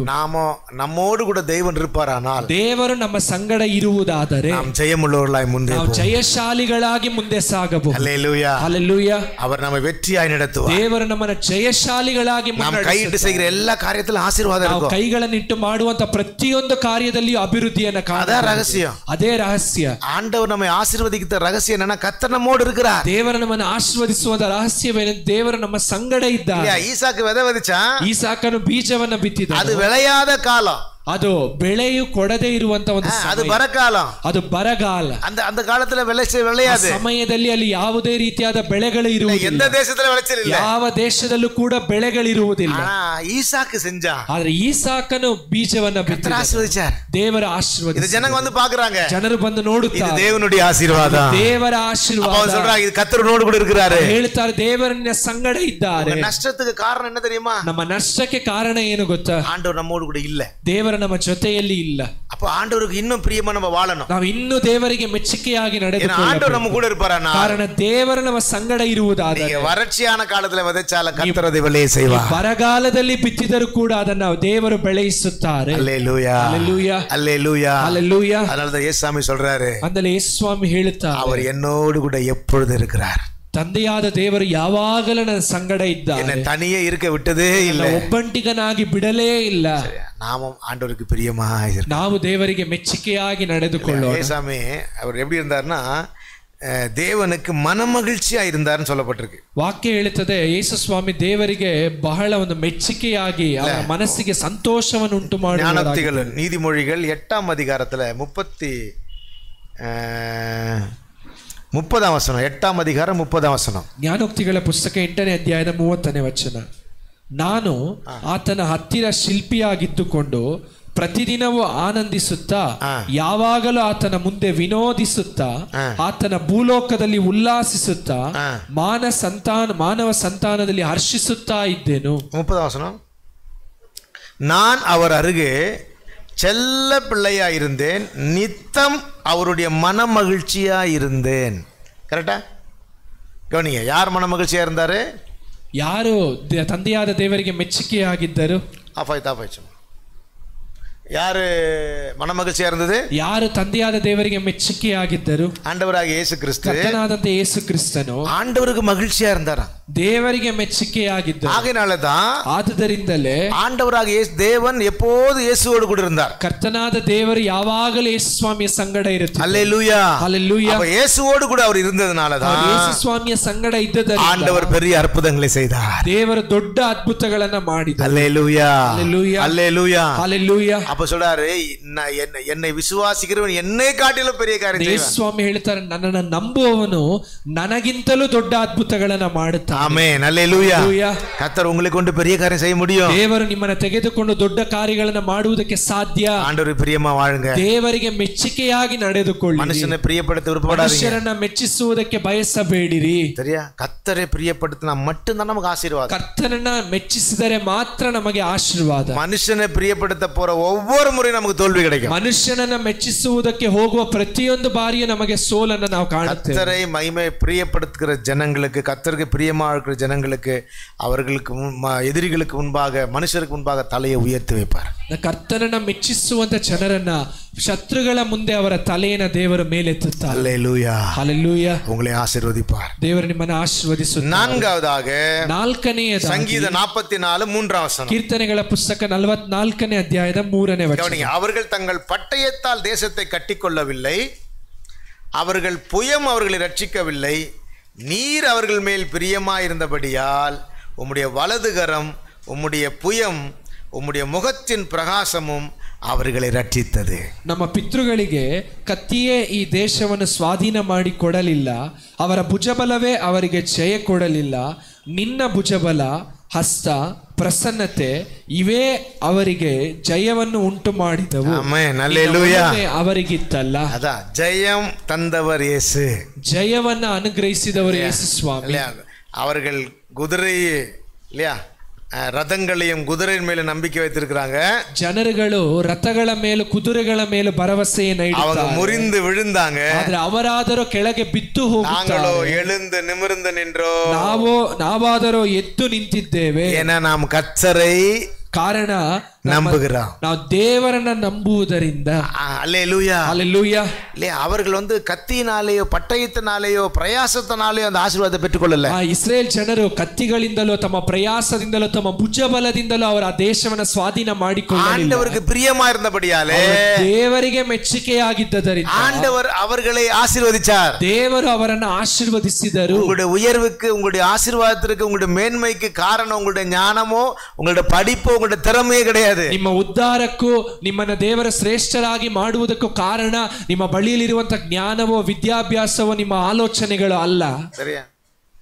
ஆண்டவராகிய இயேசு கிறிஸ்து மட்டும்தான். ಅದು ಕರ್ತನಾದ ಯೇಸು ಕ್ರಿಸ್ತನ ಮಾತ್ರವೇ. தாவீது ஒரு வசனம் சொல்லுவார். ದಾವೀದನ ಒಂದು ವಾಕ್ಯವನ್ನು ಹೇಳುತ್ತಾರೆ. ஆண்டவரே, ஐஸ்வரியமும் கனமும் நீரல்லவா தருகிறது அப்படின்னு சொல்லுவார். ದೇವರೇ, ಐಶ್ವರ್ಯವನ್ನ, ಸನ್ಮಾನವನ್ನ ಕೊಡುವಂತದ್ದು ನೀವಲ್ಲವಾ? ஆடின் பின்பாக போன என்னை அரசனாய் உட்கார வைத்தீரே அப்படின்னு சொல்லுவார். ಕುರಿಗಳ ಹಿಂದೆ ಹೋದಂತ ನನ್ನನ್ನ ನೀವು ಅರಸನನ್ನಾಗಿ ನೇಮಿಸಿದ್ದೀರಲ್ಲ. அல்லேலூயா. ಹಲ್ಲೆಲೂಯಾ. உங்களுடைய ஞானம் உங்களை மேன்மைப்படுத்தாது பிரியரே. ನಿಮಗಿರುವಂತ ಜ್ಞಾನವು ನಿಮ್ಮನ್ನ ಶ್ರೇಷ್ಠಗೊಳಿಸುವುದಿಲ್ಲ. நீங்க கர்த்தரை நம்புங்க. ನೀವು ದೇವರನ್ನ ನಂಬಿರಿ. அவருக்கு பிரியமா வாழுங்க. ದೇವರಿಗೆ ಮೆಚ್ಚುಗೆಯಾಗಿ ನಡೆದುಕೊಳ್ಳಿ. அவர் உங்களை உயர்த்துவார். ದೇವರು ನಿಮ್ಮನ್ನ ಉದ್ಧರಿಸುತ್ತಾರೆ. அவர் சொல்றாரு, அவன் பெரியவனானாலும் சிறியவனானாலும் அவனுக்கு உதவி செய்வது கர்த்தருக்கு லேசான காரியம். அந்த ವಾಕ್ಯ ಹೇಳುತ್ತದೆ, ಅವರು ದೊಡ್ಡವರಾದರೂ ಚಿಕ್ಕವರಾದರೂ ಸರಿ, ಸಹಾಯ ಮಾಡುವಂತದ್ದು ದೇವರಿಗೆ ಅಲ್ಪವಾದ. உதவி செய்வது அவருக்கு லேசான காரியம். ನಿಮಗೆ ಸಹಾಯ ಮಾಡುವಂತದ್ದು ದೇವರಿಗೆ ಅಲ್ಪವಾದ. ஆண்டவருக்கு பிரியமா இருந்தா போதும். ನೀವು ದೇವರಿಗೆ ಮೆಚ್ಚುಗೆಯಾಗಿದ್ದರೆ ಸಾಕು. கர்த்தர் நம்மை ரட்சிப்பார். ದೇವರು ನಮ್ಮನ್ನು ರಕ್ಷಿಸುತ್ತಾರೆ. கர்த்தர் நமக்கு ஜெயம் தருவார். ದೇವರು ನಮಗೆ ಜಯವನ್ನು ಕೊಡುತ್ತಾರೆ. கர்த்தர் நம்மை முன்பாக ஓட செய்வார். ನಮ್ಮನ್ನು ಮುಂಭಾಗವಾಗಿ ಓಡುವಂತೆ ಮಾಡುತ್ತಾರೆ. ஹல்லேலூயா. ஹல்லேலூயா. நம்முடைய ஜெயம் எங்க இருக்குது? ನಮ್ಮ ಜಯ ಎಲ್ಲಿದೆ? ஆண்டவராகிய இயேசு கிறிஸ்துவிலே. ಕರ್ತನಾದ ಯೇಸು ಕ್ರಿಸ್ತನಲ್ಲಿ. ஹல்லேலூயா. ஹல்லேலூயா. ஹல்லேலூயா. ஹல்லேலூயா. திறமையினால உயர்ந்தவர்களை காட்டிலும் தேவனை நம்பி உயர்ந்தவர்கள் பெரியவர்கள். ತಮ್ಮಲ್ಲಿರುವಂತ ತಲಾಂತಗಳಿಂದ ಒಂದು ಉದ್ಧರಿಸಲ್ಪಟ್ಟಂತ ಜನರಿಗಿಂತಲೂ ದೇವರ ಮೇಲೆ ಭರವಸೆ ಇಟ್ಟು ಉದ್ಧರಿಸಲ್ಪಟ್ಟವರು ಬಹುಮತಿ. ஹல்லேலூயா. ஹல்லேலூயா. ஏனால் கர்த்தர் தந்த ஆசீர்வாதம், ಕಾರಣ ದೇವರು ಕೊಟ್ಟ ಆಶೀರ್ವಾದ, கர்த்தர் தந்த உயர்வு, ದೇವರು ಕೊಟ್ಟ ಉದ್ಧಾರ, கர்த்தர் தந்த ஜெயம், ದೇವರು ಕೊಟ್ಟ ಜಯ. கர்த்தர் உங்களை மகிமையா நடத்துவார். ದೇವರು ನಿಮ್ಮನ್ನ ಮಹಿಮೆಯಾಗಿ ನಡೆಸುತ್ತಾರೆ. ஹல்லேலூயா. ஹல்லேலூயா. ரகசியம் ஒண்ணே ஒண்ணுதான். ಅದಕ್ಕೆ ರಹಸ್ಯವು ಒಂದೇ ಒಂದು. நம்ம பரிசுத்தவான்கள் சொல்றாங்க, ನಮ್ಮ ಪರಿಶುದ್ಧ ಜನರು ಹೇಳುತ್ತಾರೆ, கர்த்தருக்கு பிரியமா வாழப்பட, ಕರ್ತನಿಗೆ ಮೆಚ್ಚುಗೆಯಾಗಿ ಜೀವಿಸುವ. ஆகையாலதான் எபேசு சபைக்கு சொல்றாரு, ಎಫೆಸ ಸಭೆಗೆ ಹೇಳುತ್ತಾರೆ, நீங்க கர்த்தருக்கு பிரியமாய் வாழ்கிறது என்னன்னு பாருங்க. ಕರ್ತನಿಗೆ ಮೆಚ್ಚುಗೆಯಾಗಿ ನಡೆದುಕೊಳ್ಳುವಂತದ್ದು ಏನು ಅನ್ನುವಂಥದ್ದನ್ನ ಪರಿಶೋಧಿಸಿ ತಿಳುಕೊಳ್ಳಿರಿ. சரியா? சரியா? அப்ப சில ஆலோசனை அவர் கொடுக்கிறார். ಕೆಲವು ಆಲೋಚನೆಗಳನ್ನ ಅವರು ಕೊಡುತ್ತಾರೆ. அந்த ஆலோசனை நான் சொல்லிட்டு, ಈ ಆಲೋಚನೆಗಳನ್ನ ಹೇಳಿ அதுக்கப்புறம் நம்ம எப்படி கர்த்தருக்கு பிரியம் அப்படின்னா எது கர்த்தருக்கு பிரியம், ಅದಾದ ನಂತರ ಕರ್ತನಿಗೆ ಮೆಚ್ಚುಗೆಯಾದದ್ದು ಏನು. ஓகேவா? வாசிங்களேன். நான் வாசித்து பார்க்கும்போது ஒரு காரியம் எனக்கு ஆச்சரியமா இருந்தது. 2 கொரிந்தியர் 5ஆம் அதிகாரம் 2ஆம் வசனம். 2 ಕೊರಿಂಥದವರಿಗೆ ಬರೆದ ಪತ್ರಿಕೆ 5ನೇ ಅಧ್ಯಾಯದ 2ನೇ ವಚನ. ஓகே, அது இல்லை, ரோமர் 12 2ஆம் வசனம். கரெக்ட், ரோமர் 12 2. ರೋಮಪುರದವರಿಗೆ ಬರೆದ ಪತ್ರಿಕೆ 12ನೇ ಅಧ್ಯಾಯದ 2ನೇ ವಚನ. வாசிங்க. ಇಹಲೋಕದ ನಡವಳಿಕೆಯನ್ನು ಅನುಸರಿಸದೆ ನೂತನ ಮನಸ್ಸನ್ನು ಹೊಂದಿಕೊಂಡು ಪರಲೋಕ ಭಾವದವರಾಗಿರಿ. ಈಗಾದರೆ ದೇವರ ಚಿತ್ತಕ್ಕನುಸಾರವಾದದ್ದು, ಅಂದರೆ ಉತ್ತಮವಾದದ್ದು, ಮೆಚ್ಚಿಕೆಯಾದದ್ದು, ದೋಷವಿಲ್ಲದ್ದು ಯಾವುದೆಂದು ವಿವೇಚಿಸಿ ತಿಳುಕೊಳ್ಳಿರಿ. ஆமென். அல்லேலூயா. ಹಲ್ಲೆಲೂಯಾ. சொல்றார், நீங்கள் பிரபஞ்சத்திற்கு ஒத்த வேஷம் தெரியாமல். ಅವರು ಹೇಳುತ್ತಾರೆ, ನೀವು ಇಹಲೋಕದ ನಡವಳಿಕೆಯನ್ನು ಅನುಸರಿಸದೆ தேவனுடைய நன்மையும் ದೇವರಿಗೆ ಉತ್ತಮವಾದದ್ದು, பிரியமும் ಮೆಚ್ಚಿಕೆಯಾದದ್ದು, பரிபூர்ண சித்தம் இன்னதென்று பகுத்தறியத்தக்கதாக ಕರ್ತನ ಚಿತ್ತವೇನೆಂದು ನೀವು ವಿವೇಚಿಸಿ ತಿಳಿದುಕೊಳ್ಳುವ. உங்கள் மனம் புதிதாகிறதுனாலே மறுரூபமாகுங்கள். ನಿಮ್ಮ ಮನಸ್ಸು ನೂತನವಾಗುವುದರಿಂದ ನೀವು ರೂಪಾಂತರವಾಗುತ್ತೀರಿ. அப்படின்னா ரட்சிக்கப்படுறதுக்கு முன்பாக நம்ம இந்த உலக வழக்கத்தின்படி வாழ்ந்தோம். ನಾವು ರಕ್ಷಣೆ ಹೊಂದುವುದಕ್ಕಿಂತ ಮುಂಚಿತವಾಗಿ ಇಹಲೋಕಕ್ಕೆ ಅನುಸಾರವಾಗಿ ನಡೆದುಕೊಂಡೆವು. நம்ம பெரியவங்க, நம்ம முன்னோர்கள் சொன்னதை கேட்டோம். ನಮ್ಮ ಪಿತೃಗಳು ಹಿರಿಯರು ಹೇಳಿದ್ದನ್ನು ನಾವು ಕೇಳಿದ್ದೇವೆ. பாரம்பரியத்துல வாழ்ந்தோம். ನಾವು ಪಾರಂಪರ್ಯದಲ್ಲಿ ಜೀವಿಸಿದ್ದೇವೆ. உலக அனுசார காரியத்தை நம்ம அனுசரிச்சோம். ಈ ಲೋಕದ ನಡವಳಿಕೆಗಳನ್ನ ನಾವು ಅನುಸರಿಸಿದ್ದೇವೆ. கரெக்டா இல்லீங்களா? ಹೌದಾ ಇಲ್ವಾ? ஆமாவா இல்லீங்களா? ಹೌದಾ ಇಲ್ವಾ? நான் ரட்சிக்கப்படுறதுக்கு முன்னாடி, எங்கள் குடும்பம் கிறிஸ்தவ குடும்பம் தான். ஆனால் நான் ரட்சிக்கப்படுறதுக்கு முன்னாடி அடிக்கடி எங்கள் பாட்டி வீட்டுக்கு நான் போவேன். ಬೋಧಕರು ಅವರು ಕ್ರೈಸ್ತರ ಕುಟುಂಬವೇ, ಆದರೆ ರಕ್ಷಣೆ ಹೊಂದುವುದಕ್ಕಿಂತ ಮುಂಚಿತವಾಗಿ ಆಗಾಗ ಅವರ ಅಜ್ಜಿ ಮನೆಗೆ ಹೋಗುತ್ತಿದ್ದರು. சரி, அப்போது எங்கள் பாட்டி என்னை உட்கார வச்சுட்டு கையில் ஒரு லெமன் வச்சுக்கிட்டு அதில் கொஞ்சம் உப்பு வச்சுட்டு என்னை துப்பு சொல்லுவாங்க. துப்பு சொல்லிட்டு என்னை முடி சுற்றிட்டே இருப்பாங்க. ಅವರ ಅಜ್ಜಿ ಬಂದು ಕೈಯಲ್ಲಿ ಒಂದು ನಿಂಬೆಹಣ್ಣನ್ನು ತೆಗೆದುಕೊಂಡು ಅದರ ಮೇಲೆ ಉಗ್ಗಿ ಅಂತ ಹೇಳಿ ಅದನ್ನು ತೆಗೆದುಕೊಂಡು ಅವರ ಮುಖದ ಸುತ್ತಲೂ ಅದನ್ನು ನಿವಾಳಿಸುತ್ತಿದ್ರು. கொண்டு போய் அதை நெருப்புல போடுவாங்க. ಅದನ್ನು ತೆಗೆದುಕೊಂಡು ಹೋಗಿ ಬೆಂಕಿಯಲ್ಲಿ ಹಾಕಿ ಅದು ಟಪ ಟಪಾன்னு வெடியும். ಅದು ಪಟಪಟ ಅಂತ ಒಂದು பார்த்தா எவ்வளவு கண்டிஸ்டி அப்படின்னு சொல்லுவாங்க. ಅವರು ಹೇಳ್ತಿದ್ರು, ನೋಡಿ ಎಷ್ಟು ನಿನಗೆ ಕಣ್ಣಿಸ್ಟಿ ಆಗಿದೆ. ಓ அப்பா அப்படியா அப்படின்னு யோசித்தேன். ಆ ಸಮಯದಲ್ಲಿ ಅದು ತಿಳಿಯದು. அப்புறம் நான் ஒரு முறை அடுப்பு பக்கத்துல உட்கார்ந்து இருக்கும் பொழுது இந்த உப்பு எடுத்து உள்ள போட்டு பாருங்க, உப்பு டப்பா டப்பான்னு வெடிச்சிச்சு. ಆಗ ಒಂದು ಬಾರಿ ಒಂದು ಬೆಂಕಿಯ ಪಕ್ಕದಲ್ಲಿ ಕುಳಿತುಕೊಂಡಿರುವಾಗ ಉಪ್ಪನ್ನು ತೆಗೆದು ಹಾಕುವಾಗ ಅದು ಪಟಪಟ ಅಂತ ಉರಿಯಿತು. அப்பதான் எனக்கு தெரிஞ்சிச்சு இது கண்டிஸ்டி இல்ல உப்பு அப்படின்னு தெரிஞ்சிச்சு. ಆಗಲೇ ತಿಳಿದಿತ್ತು ಅದು ಕಣ್ದೃಷ್ಟಿ ಅಲ್ಲ, ಅದು ಉಪ್ಪು ಅಂತ. கரெக்டுங்களா? யாரோ என்ன கேட்டாங்க. ஆமாம், நான் ஒரு ப்ரேயர் மீட்டிங் போனேன். ಪ್ರಾರ್ಥನೆ ಕೂಟಕ್ಕೆ ಹೋಗಿರುವಾಗ நான் ப்ரேயர் மீட்டிங், அந்த ஐயாவுக்கு வயசாகிடுச்சு, ஜெபம் பண்ணி முடிச்சிட்டேன். ಆ ಒಂದು ಅಲ್ಲಿದ್ದಂಥ ಸಹೋದರಿಗೆ ವಯಸ್ಸಾಗಿತ್ತು, ಆ ಪ್ರಾರ್ಥನೆ ಮಾಡಿ ಮುಗಿಸಿದರು. அப்போ ஒருத்தர் வந்து என்ன கேட்டாங்க. ಆಗ ಒಬ್ಬರು ಬಂದು ಕೇಳಿದರು. ஆனால் அவங்க சொன்னாங்க, நாங்கள் இந்த சர்ச்சுக்கு போகிறோம், அந்த சர்ச்சுக்கு போகிறோம், 2-3 காரியம் சொன்னாங்க. ಅವ್ರು ಹೇಳಿದ್ರೆ ನಾವು ಈ ಸಭೆಗೆ ಹೋಗುತ್ತೇವೆ, ಆ ಸಭೆಗೆ ಹೋಗುತ್ತೇವೆ ಅಂತ. அப்போ என்கிட்ட சொன்னாங்க, நான் சீக்கிரமா வீட்டுக்கு போகணும் அப்படின்னு சொன்னாங்க. ಅವ್ರು ಹೇಳಿದ್ರೆ ನಾನು ಶೀಘ್ರವಾಗಿ ಮನೆಗೆ ಹೋಗಬೇಕು. நான் கேட்டேன், எதுக்குக்கா? கொஞ்சம் வயசானவங்க, எதுக்குக்கா நீங்க வீட்டுக்கு ಅವರು ಸ್ವಲ್ಪ ವಯಸ್ಸಿನಲ್ಲಿ ಹಿರಿಯವರು, ಅದರಿಂದ ಯಾವುದಕ್ಕೆ ಅಕ್ಕ ಅಂತ ಕೇಳಿದ್ರು. அப்போ அவங்க சொன்னாங்க, நான் போயிட்டு இது ಆರತಿ எடுக்கணும் அப்படின்னு சொன்னாங்க. ಅವ್ರು ಹೇಳಿದ್ರೆ ನಾವು ಹೋಗಿ ಆರತಿಯನ್ನು ತೆಗೆದುಕೊಳ್ಬೇಕು. நான் கேட்டேன், எதுக்கு ಆರತಿ எடுக்கணும்? ಅವ್ರು ಕೇಳಿದ್ರೆ ಯಾಕೆ ಆರತಿಯನ್ನು ತೆಗೆದುಕೊಳ್ಳ? கண் திருஷ்டி வந்துச்சு. ಅವ್ರು ಹೇಳಿದ್ರೆ ಕಣ್ ದೃಷ್ಟಿ ಬಂದಿದೆ. அப்போ நான் கேட்டேன், 10 ரூபாய் அந்த சாந்துக்கு பேர் இல்லை, சிகப்பா இருக்கும், அது பேர் குங்குமம். அந்த 10 ரூபாய் குங்குமத்தில் உங்களுக்கு கண் திருஷ்டி போகுதுன்னா நீங்கள் இவ்வளோ நேரம் ஏசாமி கிட்ட ஜெபம் பண்ண வேண்டிய அவசியமே. ಅಂದ ಅವ್ರು ಬೋಧಕರು ಕೇಳಿದ್ರೆ 10 ರೂಪಾಯಿ ಒಂದು ಕುಂಕುಮದಿಂದ ಕಣ್ ದೃಷ್ಟಿ ಹೋಗುತ್ತೆ ಅಂದ್ರೆ ನೀವು ಇಷ್ಟು ಸಮಯ ಕುಳಿತುಕೊಂಡು ಯೇಸು ಸ್ವಾಮಿಯ ಬಳಿಯಲ್ಲಿ ಪ್ರಾರ್ಥಿಸೋದ್ರಲ್ಲಿ ಯಾವ ಪ್ರಯೋಜನ? எனக்கு அதான் யோசனைங்க, இது தண்ணியில் போட்டு கலக்கிட்டு நம்ம ஜனங்க முன்னாடி சுத்திட்டு கீழே ஊத்துறாங்க இல்லையா, அதுல வந்து எல்லாமே சரியாயிரும் அப்படின்னா ஏசாமி நம்ப வேண்டிய அவசியமே. ನಾವೊಂದು ನೀರಿನಲ್ಲಿ ಅದನ್ನ ಹಾಕಿ ಅದನ್ನ ಒಂದು ನಿವಾಳಿಸಿ ಅದನ್ನ ಚೆಲ್ಲುವಾಗ ಸರಿಯಾಗುತ್ತದೆ ಅಂದ್ರೆ ನಾವು ಯೇಸು ಸ್ವಾಮಿಯನ್ನ ನಂಬಿ ಪ್ರಯೋಜನ ಇಲ್ವಲ್ಲ? கரெக்டா சொல்ல புரியுதா உங்களுக்கு? அததான் அவர் சொல்றாரு. ಅಂದಲೇ ಅವರು ಹೇಳುತ್ತಾರೆ, பிரபஞ்சத்திற்கு ஒத்த வேஷம் தெரியாமல் ಇಹಲೋಕದ ನಡವಳಿಕೆಗಳನ್ನು ಅನುಸರಿಸದೆ. கரெக்டா? அந்த பாக்கியராஜ் கல்யாணம் ஆச்சு. அப்போ அந்த கல்யாணத்துக்கு நான் தான் முன்னாடி நின்னேன். அப்போது அவர் வீட்டுக்கு கூப்பிட்டு போகும்போது நான் ஸ்ட்ரிக்டாக சொன்னேன், உங்கள் அம்மா இந்த இதெல்லாம் எடுத்து அவங்க அந்த ரட்சிப்பின் அனுபவத்தில் இல்லை, இந்த ஆரத்தெல்லாம் எடுத்தாங்க அப்படின்னா நான் சொன்னேன், நான் அவங்க கூட வரமாட்டேன்பா அப்படின்னு சொன்னேன். ಭಾಗ್ಯರಾಜಣ್ಣ ಅವ್ರ ಮದುವೆ ಆಗುವಾಗ ಅವರ ತಾಯಿಯೆಲ್ಲ ರಕ್ಷಣೆಯಲ್ಲಿ ಅಷ್ಟು ಇಲ್ಲದೆ ಇರೋದ್ರಿಂದ ಬೋಧಕರು ಹೇಳಿದ್ರು, ಮನೆಗೆ ಹೋಗುವಾಗ ಈ ರೀತಿಯಾದಂಥ ಸಂಪ್ರದಾಯಗಳನ್ನ ಮಾಡುವುದಾದ್ರೆ ನಾನು ನಿನ್ನ ಸಂಗಡ ನಿಲ್ಲುವುದಿಲ್ಲ ಅಂತ. ಕರೆಕ್ಟಾ? ஏன்னா இவ்வளவு நேரம் ஜெபம் பண்ணி ಇಷ್ಟು ಸಮಯ ಪ್ರಾರ್ಥಿಸಿ அவனுக்கு கல்யாணம் பண்ண வச்சு ಆ ಮದುವೆ ಮಾಡಿಸಿ அந்த 10 ரூபாய் குங்குமம் அந்த இதுல எல்லாம் போகும்னா 10 ರೂಪಾಯಿ ಕುಂಕುಮದಲ್ಲಿ ಎಲ್ಲ ಹೋಗುತ್ತೆ ಅಂದ್ರೆ நான் ஜெபம் பண்ண வேண்டிய அவசியமே இல்ல, ನಾವು ಪ್ರಾರ್ಥಿಸುವಂತ ಅವಶ್ಯಕತೆನೇ ಇಲ್ಲ. சரி, நான் நினைக்கிறேன் இந்த காலத்துல புதுசா ரட்சிக்கப்பட்டு வர ஜனங்களுக்கு புத்தி சொல்லி அதை தலையை ஒழுங்கு பண்ணி சரி பண்றது ரொம்ப கஷ்டமா ಈ ದಿವಸಗಳಲ್ಲಿ ರಕ್ಷಣೆ ಹೊಂದು ಬರುವಂತ ಜನರನ್ನ ಅವರಿಗೆ ಒಂದು ಒಳ್ಳೆಯ ಬುದ್ಧಿಗಳನ್ನ ಹೇಳಿ ಅವರ ತಲೆಯನ್ನ ಸರಿಪಡಿಸಿ ತರುವಂತದ್ದು ಬಹಳ ಕಷ್ಟವಾಗಿದೆ இல்லையா?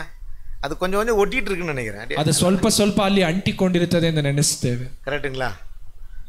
அப்போ நான் சொன்ன இப்படி செய்யக்கூடாது அப்படின்னு சொன்னேன். ಈ ರೀತಿಯಾಗಿ ಮಾಡಬಾರದು ಎಂದು ಹೇಳಿದ. எனக்கு பயந்து அவன் செய்யல.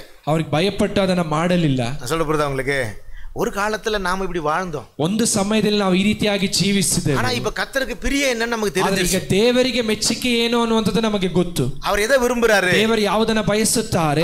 அவரை நம்புறத விரும்புறாரு. ದೇವರನ್ನ ನಂಬುವುದನ್ನ ಅವರು ಬಯಸುತ್ತಾರೆ. ஆண்டவரை விசுவாசிக்கிறத விரும்புறாரு. ದೇವರ ಮೇಲೆ ಭರವಸೆ ಇಡುವುದನ್ನ ಅವರು ಬಯಸುತ್ತಾರೆ. ஆகையினாலே ಆದ್ದರಿಂದ ಈ ಪ್ರಪಂಚத்துக்கு ಒತ್ತ வேஷம் தரிக்க கூடாது. ನಾವು ಇಹಲೋಕದ ನಡವಳಿಕೆಗಳನ್ನ ಅನುಸರಿಸಬಾರದು. இதுவரைக்கும் நம்ம பாரம்பரியத்திலிருந்து வந்த இந்த காரியத்தை நம்ம அனுமதிக்க கூடாது. ಇದುವರೆಗೂ ನಮ್ಮ ಸಾಂಪ್ರದಾಯಿಕವಾಗಿ ಬಂದಂತ ವಿಷಯಗಳನ್ನು ನಾವು ಅನುಸರಿಸಬಾರದು. அப்படி யாராவது செய்யறதுக்கு வந்தாங்க, அவங்க ரட்சிக்கப்பட்டு இல்லைன்னா நீங்க தெளிவா சொல்லணும், இந்த காரியத்தை எனக்கு நீ செய்யக்கூடாது. ಯಾರಾದರೂ ಅದನ್ನ ಮಾಡುವುದಕ್ಕೆ ಬರುವಾಗ ಒಂದು ವೇಳೆ ಅವರು ರಕ್ಷಣೆ ಹೊಂದದಿದ್ದರೆ ನೀವು ಸ್ಪಷ್ಟವಾಗಿ ಹೇಳಬೇಕು, ಈ ವಿಷಯವನ್ನ ಮಾಡಬಾರದು ಅಂತ. இல்லைன்னா அவங்க கோச் என்ன சொல்லுவாங்க, அவங்க கோச்சிப்பாங்க, என்ன சொல்லுவாங்க, அதுக்கு வருத்தப்படுவாங்க.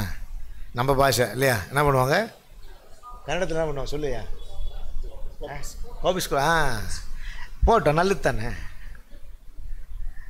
ஏங்க அவங்க கோச்சில் போட்டால் நல்லதா கெட்டதா? ಅವ್ರು ಮುನ್ಸ್ಕೊಂಡು ಹೋದ್ರೆ ಒಳ್ಳೆಯದಾ ಕೆಟ್ಟದ್ದಾ? உங்கள் முகத்தை பார்த்தா அப்படி தெரியல, சும்மா வாய் மட்டும் தான் சொல்லுது நினைக்கிறேன். நல்லது இல்லையா? இயேசுவை பிரியப்படுத்தாத ஒரு வாழ்க்கை நமக்கு வேண்டாம். ಯೇಸು ಸ್ವಾಮಿಯನ್ನ ಮೆಚ್ಚಿಸದ ಒಂದು ಜೀವಿತ ನಮಗೆ ಬೇಡ. அதான் சொல்ல வரேன். ಅದನ್ನೇ ಹೇಳುವುದಕ್ಕೆ ಬರುವಂತ உங்கள் வாழ்க்கையில் நம்ம தீர்மானம் பண்ணி நம்ம ரட்சிக்கப்பட்டு வந்தவுடன் நமக்கு உண்மை தெரியும், வானத்தையும் பூமியும் படைத்த தெய்வம் ஒருவரே. ನಾವು ರಕ್ಷಿಸಲ್ಪಟ್ಟು ಬಂದ ನಂತರ ನಮಗೊಂದು ಸತ್ಯ ಗೊತ್ತು, ಆಕಾಶವನ್ನ ಭೂಮಿಯನ್ನ ಸೃಷ್ಟಿಸಿದ ದೇವರು ಒಬ್ಬರೇ, அவரே நம் தெய்வம், ಆತನೇ ನಮ್ಮ ದೇವರು. அவரை விசுவாசிக்கிறதுனால தான் நம்ம நல்லா இருக்கிறோம். ಆತನನ್ನ ನಂಬುವುದರಿಂದ ನಾವು ಚೆನ್ನಾಗಿರುತ್ತೇವೆ. அதுதான் அவர் சொல்ல வர. ಅದನ್ನೇ ಅವರು ಹೇಳುವುದಕ್ಕೆ விசுவாசத்தினால தான் நீதிமான் பிழைப்பான். ನಂಬಿಕೆಯಿಂದಲೇ ನೀತಿವಂತನು ಬದುಕುವನು. வசனம் வாசியம் பார்க்கலாம். ரோமர் முதலாம் அதிகாரம் 17ஆம் வசனம். ರೋಮಪುರದವರಿಗೆ ಬರೆದ ಪತ್ರಿಕೆ 1ನೇ ಅಧ್ಯಾಯದ 17ನೇ ವಚನ. ಹೇಗೆಂದರೆ ದೇವರಿಂದ ದೊರಕುವ ನೀತಿಯು ಅದರಲ್ಲಿ ತೋರಿ ಬರುತ್ತದೆ, ನೀತಿವಂತನು ನಂಬಿಕೆಯಿಂದಲೇ ಬದುಕುವನೆಂಬ ಶಾಸ್ತ್ರ. ஹல்லேலூயா. எல்லாரும் ஹல்லேலூயா சொல்லுமா? ಎಲ್ಲರೂ ಒಂದು ಹಲ್ಲೆಲೂಯಾ ಹೇಳೋಣ. இன்றைக்கு நீங்களும் நானும் உலகத்துல வாழ்றதுக்கு ரகசியம் அவரை நம்புகிறதுனாலே. ಈ ದಿವಸದಲ್ಲಿ ನೀವು ನಾವು ಲೋಕದಲ್ಲಿ ಬದುಕುವುದಕ್ಕೆ ರಹಸ್ಯ ದೇವರ ಮೇಲಿಟ್ಟಿರುವಂತ ನಂಬಿಕೆಯಿಂದ. ಎಲ್ಲ ಆಶೀರ್ವಾದಕ್ಕೆ ರಹಸ್ಯ ಅವரை நம்புறதுனால. ಎಲ್ಲ ಆಶೀರ್ವಾದಕ್ಕೆ ರಹಸ್ಯ ದೇವರ ಮೇಲಿಟ್ಟಿರುವ வேதம் சொல்லுது இதுவரைக்கும் நம்ம இருக்கிறது கர்த்தரை விசுவாசிக்கிறதுனால. ಹೇಳುತ್ತದೆ ಇದುವರೆಗೂ ನಾವು ಇರುವಂತದ್ದು ದೇವರ ಮೇಲಣ ನಂಬಿಕೆಯಿಂದಲೇ. அதனால தான் அவர் சொல்றாரு, ಅದರಿಂದಲೇ ಅವರು ಹೇಳುತ್ತಾರೆ. 2 கொரிந்தியர் 5ஆம் அதிகாரம் 9ஆம் வசனம். 2 ಕೊರಿಂಥದವರಿಗೆ ಬರೆದ ಪತ್ರಿಕೆ 5ನೇ ಅಧ್ಯಾಯದ 2ನೇ ವಚನ. ಅದರ ನಿಮಿತ್ತವೇ நாம் சரீரத்தில் குடியிருந்தாலும், ನಾವು ಈ ಶರೀರದಲ್ಲಿ ವಾಸವಾಗಿದ್ದರೂ, ಶರೀರத்தில் குடியிராமல் போனாலும், ಈ ದೇಹವನ್ನು ನಾವು ತ್ಯಜಿಸಿ ಹೋದರೂ அவருக்கு பிரியமாக இருக்கவே விரும்புகிறேன். ನಾವು ದೇವರಿಗೆ ಮೆಚ್ಚುಗೆಯಾಗಿರುವುದನ್ನೇ ಅಪೇಕ್ಷಿಸುತ್ತೇವೆ. அல்லேலூயா. அல்லேலூயா. ಅಸಲ ನಾ ಉಯಿರೋடு இருந்தாலும், ಅವರು ಹೇಳುತ್ತಾರೆ ನಾನು ಜೀವದಿಂದ ಇದ್ದರೂ, ಇಲ್ಲಾமல் போனாலும், ಜೀವವು ಹೋದರೂ அவருக்கு பிரியமா வாழ ದೇವರಿಗೆ ಮೆಚ್ಚುಗೆಯಾಗಿ ಜೀವಿಸುವುದಕ್ಕೆ ಬಯಸುತ್ತೇವೆ. அல்லேலூயா. அல்லேலூயா. அல்லேலூயா. அல்லேலூயா. ஆகையால தான் நீங்களும் நானும் எப்படி ஆராதனை செய்யணும்? ನೀವು ನಾವು ಹೇಗೆ ದೇವರನ್ನು ಆರಾಧಿಸಬೇಕು? ದೇವರಿಗೆ ಪ್ರಿಯமான ಆರಾಧನೆ செய்யணும். ದೇವರಿಗೆ ಮೆಚ್ಚುಗೆಯಾಗಿ ದೇವರನ್ನು ಆರಾಧಿಸಬೇಕು. ಪ್ರಿಯமான ಆರಾಧನೆ ಇದು. ದೇವರಿಗೆ ಮೆಚ್ಚುಗೆಯಾದ ಆರಾಧನೆ ಏನು? இந்த உலகத்துக்கு ஒத்த வேஷம் தெரியாமல், ಇಹಲೋಕದ ನಡವಳಿಕೆಗಳನ್ನು ಅನುಸರಿಸದೆ ಆಂಡವರಿಗೆ ಮುಳುಮೆಯಾಗಿ ಒಪ್ಪಿಕೊಡುತ್ತಾರೆ. ಸಂಪೂರ್ಣವಾಗಿ ದೇವರಿಗೆ ನಮ್ಮನ್ನು ಒಪ್ಪಿಸಿಕೊಡಬೇಕು. அல்லேலூயா. அல்லேலೂಯಾ. ಹಾಗೆಯೇ தான் ಎಬ್ರಿಯರ್ 12ಆம் அதிகாரம் 28 ವಚನದಲ್ಲಿ சொல்றார். ಇಬ್ರಿಯರಿಗೆ ಬರೆದ ಪತ್ರಿಕೆ 12ನೇ ಅಧ್ಯಾಯದ 28ನೇ ವಚನದಲ್ಲಿ ಹೇಳುತ್ತಾರೆ, ಅಸೈವಿಲ್ಲದ ರಾಜ್ಯத்தை பெறுகிறவர்களாகிய நாம் ಎಬ್ರೇಯರ್ 12:28 ಅಸೈವಿಲ್ಲದ ರಾಜ್ಯತೆ ಪೆರುಗಲಾಗಿಯ நாம் ಆದ ಕಾರಣ ಯಾರೂ ಕದಲಿಸಲಾರದ ರಾಜ್ಯವನ್ನು ಹೊಂದುವವರಾದ ನಾವು பயத்தோடும் பக்தியோடும் தேவனுக்கு பிரியமாய் ஆராதனை செய்யும்படி ಭಕ್ತಿಯಿಂದಲೂ ಭಯದಿಂದಲೂ ಕೃತಜ್ಞತೆ ಉಳ್ಳವರಾಗಿದ್ದು ದೇವರಿಗೆ ಆರಾಧನೆಯನ್ನು ಮಾಡುವಂತೆ ஆண்டவருடைய கிருபையை பற்றிக்கொள்ளுவோம். ನಾವು ದೇವರ ಕೃಪೆಯನ್ನು ನಾವು ಹಿಡಿದುಕೊಳ್ಳೋಣ. ஹல்லேலூயா ಹಲ್ಲೆಲೂಯಾ. தேவ ஜனமே, ದೇವ ಜನರೇ, ஆண்டவருக்கு பிரியமாய் இருக்கிறது தான் முக்கியம். ದೇವರಿಗೆ ನಾವು ಮೆಚ್ಚುಗೆಯಾಗಿ ನಡೆದುಕೊಳ್ಳುವಂತದ್ದೇ ಪ್ರಾಮುಖ್ಯ. ஹல்லேலூயா ಹಲ್ಲೆಲೂಯಾ. அப்போ நம்ம பிரியமா இருந்தா ನಾವು ಮೆಚ್ಚುಗೆಯಾಗಿದ್ದರೆ ஆண்டவர் நம்மை ஆசீர்வதிப்பார். ದೇವರು ನಮ್ಮನ್ನು ಆಶೀರ್ವದಿಸುತ್ತಾರೆ. 4 ಆಶೀರ್ವಾದ சொன்னேன். 4 ಆಶೀರ್ವಾದಗಳನ್ನು உங்கள் சத்துருக்கள் உங்களோடு வந்து சமாதானம், ಶತ್ರುಗಳು ನಿಮ್ಮ ಸಂಗಡ ಬಂದು ಸಮಾಧಾನ ಮಾಡಿಕೊಳ್ಳುತ್ತಾರೆ. நடக்கும், ಅದು ನಡೆಯುತ್ತದೆ. நீங்க சொல்லலாம், ನೀವು ಹೇಳಬಹುದು, நீ எதிர்த்தியே, ನೀವು ನನ್ನನ್ನು ಎದುರಿಸಿದೆ, என்ன விரோதிச்சியே, ನೀವು ನನ್ನನ್ನು ವಿರೋಧಿಸಿದೆಯಲ್ಲ, வந்து சாரி கேட்பாங்க. ಅವರು ಬಂದು ನಿಮ್ಮ ಬಳಿಯಲ್ಲಿ ಕ್ಷಮಾಪಣೆ, உங்ககிட்ட மன்னிப்பு கேட்பாங்க. ನಿಮ್ಮ ಬಳಿಯಲ್ಲಿ ಕ್ಷಮಾಪಣೆ, நான் பண்ணது தப்புன்னு சொல்லுவாங்க. ನಾನು ಮಾಡಿದ ತಪ್ಪು ಎಂದು ಹೇಳುತ್ತಾರೆ. ஏன் தெரியுமா? ಯಾಕೆ ಗೊತ್ತಾ? கர்த்தர் நம்மோடு இருக்கிறார். ದೇವರು ನಮ್ಮ ಸಂಗಡ ಇದ್ದಾರೆ. கர்த்தர் நம்மோடு இருக்கிறார். ದೇವರು ನಮ್ಮೊಂದಿಗೆ ಇದ್ದಾರೆ. ஹல்லேலூயா ಹಲ್ಲೆಲೂಯಾ. கர்த்தர் நம்மோடு இருக்கிறதுனால ದೇವರು ನಮ್ಮ ಸಂಗಡ ಇರುವುದರಿಂದ இது நடக்குங்க. ಇದು ನಡೆಯುತ್ತದೆ. ಎರಡನೆಯದಾಗಿ உங்களை உயர்ந்த இடத்துல கொண்டு வைப்பார். ದೇವರು ನಿಮ್ಮನ್ನ ವಿಶಾಲವಾದ ಸ್ಥಳದಲ್ಲಿ ತೆಗೆದುಕೊಂಡು ಹೋಗಿ ಇಡುತ್ತಾರೆ. ಮೂರನೆಯದಾಗಿ ஆண்டவர் உங்க கூட எப்போதும் இருப்பார். ದೇವರು ನಿಮ್ಮ ಸಂಗಡ ಯಾವಾಗಲೂ ಇರುತ್ತಾರೆ. ನಾಲ್ಕನೆಯದಾಗಿ ಜಯಶಾಲಿಯಾಗಿ உங்களை ದೇವರು ನಿಮ್ಮನ್ನ ಜಯಶಾಲಿಗಳಾಗಿ ಮುನ್ನಡೆಸುತ್ತಾರೆ. தோல்வியே வராதுங்க. ಯಾವ ಸೋಲು ಬರುವುದಿಲ್ಲ. ஏன்னா கர்த்தரை நீங்கள் பிரியமாய் வைத்திருக்கிறதுனால, ಕಾರಣ ದೇವರಿಗೆ ನೀವು ಮೆಚ್ಚುಗೆಯಾಗಿ ಇರುವುದರಿಂದ இந்த ஆசீர்வாதம் நமக்கு கிடைக்கும். ಈ ಆಶೀರ್ವಾದಗಳು ನಮಗೆ ದೊರಕುತ್ತದೆ. ஆகையினாலே கர்த்தருக்கு பிரியமா வாழணும். ಆದರೆ ನಾವು ದೇವರಿಗೆ ಮೆಚ್ಚುಗೆಯಾಗಿ ನಡೆದುಕೊಳ್ಳಬೇಕು. அப்போ ஒரு கேள்வி, இன்னைக்கு கிறிஸ்தவர்களுக்கு ஒரு கேள்வி உண்டு, எது ஆண்டவருக்கு பிரியம்? ಈ ದಿವಸಗಳಲ್ಲಿ ಕ್ರೈಸ್ತರಿಗೆ ಒಂದು ಪ್ರಶ್ನೆ ಉಂಟು, ದೇವರಿಗೆ ಮೆಚ್ಚುಗೆಯಾದದ್ದು ಏನು? சரி, உங்களை பார்த்து நான் கேட்கிறேன், ನಿಮ್ಮನ್ನ ನೋಡಿ ನಾವು ಕೇಳುತ್ತೇವೆ. தெரிஞ்சவங்க பதில் சொல்லுங்க. ಇದಕ್ಕೆ ತಿಳಿದವರು ಉತ್ತರಿಸಬಹುದು. What is the plea of God? கர்த்தருக்கு ಕರ್ತನು ಮೆಚ್ಚುವಂತದ್ದು ಏನನ್ನ யாராவது தெரியுமா? இல்ல கர்த்தருக்கு பிரியமானதா ஆண்டோட சித்தப்படி நடக்கிறதா? அதான் எது? What is that? ಕರ್ತನು ಮೆಚ್ಚುವಂತದ್ದು ಯಾವ ವಿಷಯಗಳನ್ನ சொல்லுங்க. நம்பிக்கை. ஓகே, சிஸ்டர் எழுதுறல, நம்பிக்கை 1, ನಂಬಿಕೆ, ಪ್ರಾರ್ಥನೆ, ವಿಧೇಯತ್ವ, ವಿಧೇಯತ್ವ 2, ಪ್ರಾರ್ಥನೆ, ವಿಧೇಯತೆ, ಪಾಪ ಮಾಡದೇ ಇರುವುದು, சொல்லுங்க, சுத்தி ஸ்தோத்திரங்கள். ஓகே, இதெல்லாம் வந்து கர்த்தரை மகிமைப்படுத்துறது. ஆண்டவருக்கு பிரியம் அப்படின்னு சொன்னா நம்பிக்கை, அப்புறம் வினயம், ಮೆಚ್ಚುಗೆಯಾಗಿ ಎಂದು ನಾವು ಹೇಳುವಾಗ ನಂಬಿಕೆ, ವಿಧೇಯತೆ, அதெல்லாம் அதான் கர்த்தருக்கு பிரியமா இருக்கிறது. ಇದೆಲ್ಲವೂ ದೇವರಿಗೆ ಮೆಚ್ಚುಗೆಯಾದದ್ದು. சரி, வாசிங்களேன். ನಾವು ಓದೋಣ. கர்த்தருக்கு பிரியமானது எது? ದೇವರು ಮೆಚ್ಚುವಂತದ್ದು ಯಾವುದು? இல்ல, ஒரு 4-5 காரியம் சொல்லி முடிச்சிடறேன். 5 ವಿಷಯಗಳನ್ನು ನಾವು ಧ್ಯಾನಿಸಿ ಮುಗಿಸೋಣ. ஓகே, வாசிங்க பார்க்கலாம். ಓದೋಣ. 1 சாமுவேல் 15ஆம் அதிகாரம் 22 ಸಾಮುವೇಲನ ಮೊದಲನೆಯ ಪುಸ್ತಕ 15ನೇ ಅಧ್ಯಾಯದ 22ನೇ ವಚನ. 1 Samuel chapter 15 verse 22. ಸಾಮುವೇಲನ ಮೊದಲನೆಯ ಪುಸ್ತಕ 15ನೇ ಅಧ್ಯಾಯದ 22ನೇ ವಚನ. கவனிங்க. அதற்கு சாமுவேல், ಅದಕ್ಕೆ ಸಮುವೇಲನು, கர்த்தருடைய சத்தத்திற்கு கீழ்ப்படிவதை பார்க்கிலும் ಯೆಹೋವನು ವಿಧೇಯತ್ವಕ್ಕೆ ಮೆಚ್ಚುವಷ್ಟು ಸರ್ವಾಂಗ தகன பலிகளும் ಯಜ್ಞ ಹೋಮಗಳು பலிகளும் கர்த்தருக்கு பிரியமா இருக்குமோ?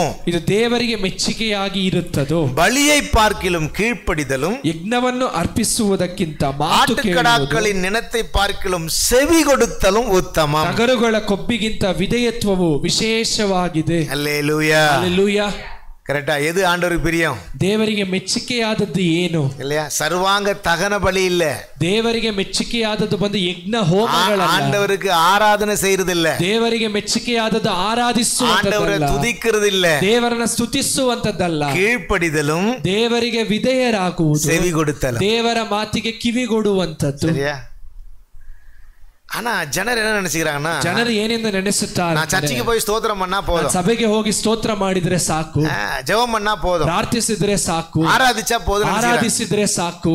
அதெல்லாம் ஆண்டவர் விரும்புறதில்ல. ಇದನ್ನ ದೇವರು ಮೆಚ್ಚುವಂತದಲ್ಲ. ஏன்னா ಯಾಕೆಂದರೆ ஆண்டவர் அதை காட்டிலும் நாம் கர்த்தருக்கு கீழ்ப்படிகிறதா விரும்புறார். ಯಜ್ಞ ಹೋಮಗಳಿಗಿಂತಲೂ ದೇವರು ಅಪೇಕ್ಷಿಸುವಂತದ್ದು ಅಥವಾ ಮೆಚ್ಚುವಂತದ್ದು விரும்புறார். ನಾವು ವಿಧೇಯರಾಗುವಂತದ್ದು, ದೇವರ ಮಾತಿಗೆ ಕಿವಿಗೊಡುವಂತದ್ದು. கீழ்ப்படிதல் யாராவது தெரியுமா? கீழ்ப்படிதல்னா என்ன? What is the mean of obedient? ವಿಧೇಯತೆ ಅಂದರೆ ಏನು? ஒபீடியன்ட் யாருக்கா தெரியுமா? ஒபீடியன்ட் அதான் அப்படின்னா என்னது?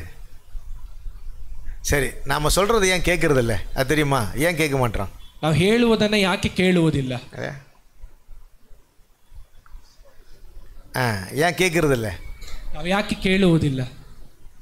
இப்போ நான் சொல்கிறேன்னே, இது செய்ய வேண்டான்னு சொல்கிறேன், ಇದು ಮಾಡಬೇಡಿ ಎಂದು ಹೇಳುತ್ತೇವೆ, ಯಾಕೆ ஏன் நீங்கள் கேட்க மாட்டீங்க? ನೀವು ಯಾಕೆ ಅದನ್ನು ಕೇಳುವುದಿಲ್ಲ? ஓகே, சரி, ஓகே. பாஸ்டர் சன்மானிஸ் இல்லா, கௌரவம் இல்லைண்ணா, அப்போ ஏசாமி மேலே கௌரவம் இல்லைன்னு நினைக்கிறேன். அப்போ சும்மா அப்போ எல்லாம் வேஷம் தான் நினைக்கிறேன், நம்புறதெல்லாம் ஏமாத்துற வேலை தான் நினைக்கிறேன். இல்லை கணத்து சொல்லுப்பா.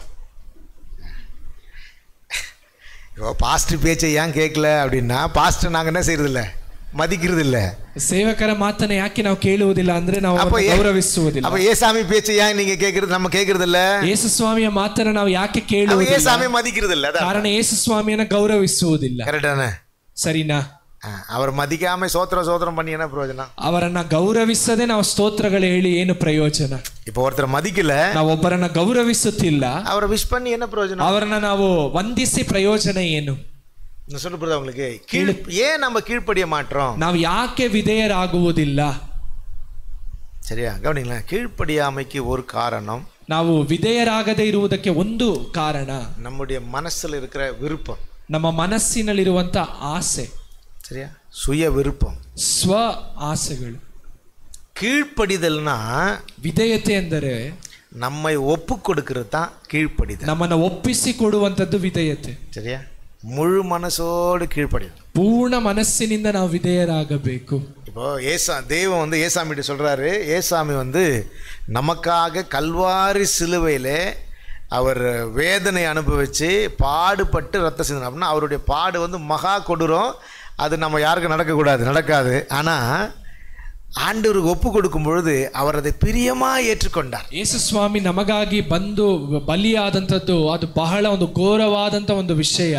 ಆದರೆ ಅವರು ಯಾಕೆ ಅದಕ್ಕೆ ತಮ್ಮನ್ನು ಒಪ್ಪಿಸಿಕೊಟ್ಟರೆಂದರೆ ದೇವರಿಗೆ ಮೆಚ್ಚಿಸುವುದಕ್ಕಾಗಿ. கரெக்டா? அது அந்த வசனம் வாசிங்களேன், ரொம்ப ஆச்சரியமான வசனம். எபேசியர் 5ஆம் அதிகாரம் 2ஆம் வசனம். ಎಫೆಸದವರಿಗೆ ಬರೆದ ಪತ್ರಿಕೆ 5ನೇ ಅಧ್ಯಾಯದ 2ನೇ ವಚನ. கிறிஸ்து நமக்காக தம்மை தேவனுக்கு சுகந்த வாசனையான காணிக்கையாகவும் பலியாகவும் ஒப்பு கொடுத்து.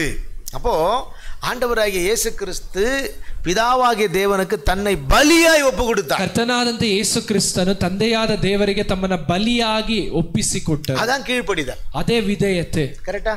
அதான் கீழ்ப்படிதல், ಅದೇ ವಿಧೇಯತೆ, அதான் செவி கொடுத்தல், ಅದೇ ದೇವರಿಗೆ ಕಿವಿಗೊಡುವಂತದ್ದು.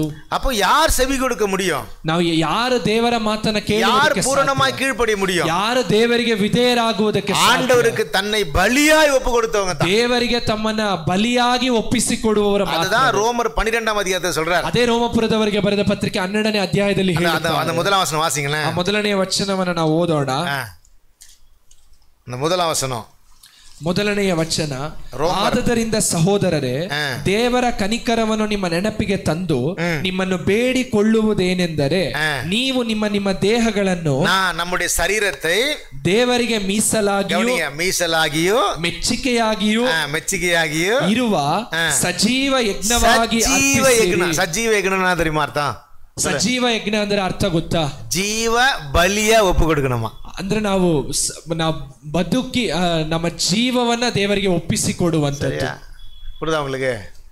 அப்போ அப்படி ஒப்பு கொடுத்து நீங்க செய்கிற ஆராதனை தான் உண்மையான ஆராதனை. ನೀವು ಒಪ್ಪಿಸಿಕೊಟ್ಟು ಮಾಡುವಂತ ಆರಾಧನೆಯೇ ನಿಜವಾದ ಆರಾಧನೆ. இதுவே நீங்க செய்யத்தக்க உண்மை உள்ள ஆராதனை, ನಿಮ್ಮ ವಿವೇಕ ಪೂರ್ವಕವಾದ ಆರಾಧನೆ. அப்போ ஆண்டவர் விரும்புற ஆராதனை எது? ದೇವರು ಮೆಚ್ಚುವ ಆರಾಧನೆ ಯಾವುದು? கீழ்ப்படிதல், ವಿಧೇಯತೆ. ஆண்டவர் செவி கொடுக்கணும். ದೇವರ ಮಾತಿಗೆ ನಾವು ದೇವರ ಮಾತನ್ನ ಕೇಳುವಂತದ್ದು. அப்போ ஆண்டவர் பேசுறாரு, ದೇವರು ಮಾತನಾಡುತ್ತಾರೆ. அப்ப ஆண்டவர் பேசும்பொழுது ದೇವರು ಮಾತನಾಡುವಾಗ ஆண்டவருடைய வார்த்தை கீழ்ப்படி. ದೇವರ ಮಾತಿಗೆ ನಾವು ದೇವರ ಮಾತಿಗೆ ವಿಧೇಯರಾಗಬೇಕು. ಹೋಗಬೇಡ, ಹೋಯ್ತಾ ಅವನ್ ನಿಕ್ಕಿರಲ್ಲ, ನಾವು ಹೋಗೇ ತೀರುತ್ತೇವೆ ಎಂದು ನಾವು ನಿಲ್ಲುತ್ತೇವೆ. அப்புறம் போயிட்டு இடிச்சுக்கிட்டு தலையில பெருசா குண்டா வீங்கிரும், பார்த்திருக்கீங்களா? ಹೋಗಿ ನಾವು ಒಡೆದುಕೊಂಡು ತಲೆಯಲ್ಲಿ ಬಹಳ ದೊಡ್ಡದಾಗಿ ಊದುತ್ತದೆ. அப்புறம் வந்து பாஸ்டர் ஜெபம் பண்ணுங்க, நானும் ஜெபம் பண்ணி பார்க்குறேன், என் ஜெபத்தை கேட்க மாட்டேறாரு ஆண்டவர். ನೀವು ಪ್ರಾರ್ಥಿಸಿರಿ ಎಂದು ಹೇಳುವಾಗ ಬೋಧಕರು ಪ್ರಾರ್ಥಿಸುತ್ತಾರೆ, ಅದು ದೇವರು ಪ್ರಾರ್ಥನೆಯನ್ನು ಕೇಳುವುದಿಲ್ಲ. கர்த்தர் விரும்பாதது கீழ்ப்படியாமை. ದೇವರು ಮೆಚ್ಚದೇ ಇರುವಂತದ್ದು ಅವಿಧೇಯತೆ. நாம என்ன நினைச்சுக்கிறோம், அவர் மன்னிக்கிறவர். ನಾವೇನ್ ನೆನೆಸುತ್ತೇವೆ ಅಂದ್ರೆ ದೇವರು ಕ್ಷಮಿಸುವಾತನು அப்படின்னு நினைக்கிறோம். ಆ ರೀತಿಯಾಗಿ ஆனா அதை நம்ம வீக்னஸ் எடுத்துக்கூடாது. ಆದ್ರೆ ನಾವು ಅದನ್ನ ಒಂದು ಬಲಹೀನತೆಯಾಗಿ ತೆಗೆದುಕೊಳ್ಳ. அப்படி நம்ம என்ன செய்யறோம், அப்படி நினைச்சுக்கிட்டு எப்போதும் நம்ம தப்பு செய்யறோம். ಆ ರೀತಿಯಾಗಿ ನಾವು ನೆನೆಸಿ ಯಾವಾಗಲೂ ಅವಿಧೇಯರಾಗಬಾರದು. கரெக்டா? எப்போது நம்ம விருப்பத்தை ಯಾವಾಗಲೂ ನಮ್ಮ ಇಷ್ಟವನ್ನ ನಾವು ನೆರವೇರಿಸಬಾರದು. அவர் மன்னிச்சிருவாரு, ದೇವರು ಕ್ಷಮಿಸುತ್ತಾರೆ. வேதம் சொல்லுகிறது அவர் நம்முடைய பாவத்தை பொறுக்காத தெய்வம் அப்படின்னு சொல்லுது. ವಾಕ್ಯವು ಹೇಳುತ್ತದೆ ದೇವರು ನಮ್ಮ ಪಾಪವನ್ನ ಸಹಿಸಲಾರದ ದೇವರು. இரண்டாவது நம்முடைய மீறுதலை கண்டு அவர் எரிச்சல் அடைகிறார் சொல்லப்படும். ವಾಕ್ಯವು ಹೇಳುತ್ತದೆ ನಮ್ಮ ಪಾಪಗಳನ್ನ ಕಂಡು ದೇವರು ರೋಷಗೊಳ್ಳುತ್ತಾರೆ ಎಂಬುದಾಗಿ. சரியா? ஆண்டவர் நம்முடைய தப்பு செய்யும்போது கோபப்படுவார். ದೇವರು ನಾವು ಪಾಪಗಳನ್ನ ಮಾಡುವಾಗ ದೇವರು ಕೋಪಗೊಳ್ಳುತ್ತಾರೆ. அதனாலதான் புத்தி சொல்றோம். ಆದ್ದರಿಂದಲೇ ಬುದ್ಧಿ ಮಾತನ್ನ ಹೇಳುವಂತ. இதை ஏன் செய்யாதீங்க, ಇದನ್ನ ಯಾಕೆ ಮಾಡಬೇಡಿರಿ, ஆண்டவருக்கு பிரியம் இல்ல, ಇದು ದೇವರಿಗೆ ಮೆಚ್ಚುಗೆ ಇಲ್ಲ, செய்யக்கூடாது, ನಾನು ಮಾಡುವುದಿಲ್ಲ, அவ்வளவுதான். அதான் நமக்கு ஆசீர்வாதம். ಅದೇ ನಮಗೆ ಆಶೀರ್ವಾದ. தேவ பிள்ளைகளுடைய ஆசீர்வாதத்துக்கு ரகசியம் அவங்க ஜெபிக்கிறவங்க, அவங்க ஆராதிக்கிறவங்க மட்டும் இல்லை, அவங்க கர்த்தருக்கு கீழ்ப்படிகிற ஜனங்களா இருக்கிறாங்க. ದೇವ ಮಕ್ಕಳಿಗೆ ಇರುವಂತ ಒಂದು ಆಶೀರ್ವಾದ ಏನಂದ್ರೆ ಅವರು ಪ್ರಾರ್ಥಿಸುವಂತದ್ದು ಆರಾಧಿಸುವಂತದ್ದಲ್ಲ, ದೇವರಿಗೆ ವಿಧೇಯರಾಗುವಂತದ್ದೇ ನಿಜವಾದ ಆಶೀರ್ವಾದ. அல்லேலூயா, ஹல்லேலூயா. கவனிங்க, பெரிய பாவம் செஞ்ச தாவீதை ஆண்டவர் மன்னிச்சாரு. ஆனா கீழ்ப்படியாமை அந்த ஒரே ஒரு காரியம் தான் செஞ்சான். சவுல் செஞ்ச தப்பு என்னன்னா கீழ்ப்படியாமை. அதனாலதான் சவுலுக்கு சொல்றாரு, ஆனா அவனை ஆண்டவரால மன்னிக்கவே முடியல. ದೊಡ್ಡ ತಪ್ಪನ್ನ ಮಾಡಿದ ದಾವೀದನನ್ನ ದೇವರು ಕ್ಷಮಿಸಿದರು, ಆದ್ರೆ ಸೌಲನು ಮಾಡಿದ ಅವಿಧೇಯತೆಯನ್ನು ದೇವರು ಕ್ಷಮಿಸಲಿಲ್ಲ. நீங்க 40 லட்சம் ஜனங்கள், ஓகே 25 லட்சம் ஜனங்கள் எகிப்து தேசத்திலிருந்து கூட்டி கொண்டு வந்தது, அழைத்து வந்தது யாருன்னா மோசே. மோசே ஒரே ஒரு சின்ன தப்பு தான் செஞ்சாரு, ஆண்டவர் அவரை உள்ள சேர்க்கவே இல்லை. 25 ಲಕ್ಷ ಜನರನ್ನ ಇಸ್ರೇಲ್ಯರನ್ನ ಐಗುಪ್ತದಿಂದ ಬಿಡಿಸಿ ಕರೆತಂದಂತ ಮೋಶೆ ಮಾಡಿದ ಒಂದೇ ಒಂದು ತಪ್ಪಿನಿಂದ ದೇವರು ಕಾನಾನ್ ದೇಶದೊಳಗೆ ಮೋಶೆಯನ್ನ ಕಳುಹಿಸಲಿಲ್ಲ. எவ்வளவோ ஜெபம் பண்ணா, ಮೋಶೆ ಎಷ್ಟು ಪ್ರಾರ್ಥಿಸಿದರು. ஆண்டவர் என்ன சொன்னா தெரியுமா? ದೇವರು ಏನು ಹೇಳಿದ್ರು ಗೊತ್ತಾ? வாயை மூடு அப்படின்னு சொன்னார். ನಿನ್ನ ಬಾಯಿಯನ್ನ ಮುಚ್ಚು ಎಂದು ಹೇಳಿದ್ರು. உள்ள சில பேர் தெரியல, கர்த்தர் சொல்ற வார்த்தை உங்க காதுல கேட்கல, ஆண்டவர் வாயை மூடுன்னு சொல்லுவார். ನಿಮ್ಮಲ್ಲಿ ಕೆಲವರಿಗೆ ತಿಳಿಯೋದಿಲ್ಲ, ದೇವರು ಹೇಳುವಂತ ಮಾತು ನಿನ್ನ ಬಾಯಿಯನ್ನ ಮುಚ್ಚು. மோசே எவ்வளவு அழுதான், ಮೋಶೆ ಎಷ್ಟು ಹತ್ತು ಬೇಡಿದರು, ஆண்டவரೇ ஒரு முறை நான் உள்ள போயிடுறேன்னு சொன்னார். ದೇವರೇ ಒಂದೇ ಒಂದು ಬಾರಿ ನಾನು ಕಾನಾನ್ ದೇಶವನ್ನು ಪ್ರವೇಶಿಸುತ್ತೇನೆ. வாயை மூடு, இதுக்கு மேல நீ பேசக்கூடாது சொன்னார். தேவர் ಹೇಳುತ್ತಾರೆ ನಿನ್ನ ಬಾಯಿಯನ್ನ ಮುಚ್ಚು, ಇದಕ್ಕೆ ಮೇಲೆ ಮಾತನಾಡಬಾರದು. உபாகம் புத்தகத்துல போட்டிருக்கு. ಅದು ಧರ್ಮೋಪದೇಶ ಕಾಂಡ புத்தகದಲ್ಲಿ ಬರೆಯಲ್ಪಟ್ಟಿದೆ. ஈஸி நிருபம் நினைக்கிறேன், இல்லைன்னா அதுக்கு முன்னாடி இருக்க நிருபம் நினைக்கிறேன். நீங்க வீட்டில் போய் வாசித்து பாருங்க. தர்மோபதேச காண்டத்தில் அவர் ஏசாமி தெளிவா, தெய்வன் தெளிவா சொல்லுவார், இனி அதை குறித்து நீ பேசாத அப்படின்னு சொல்லுவார். சரிங்களா?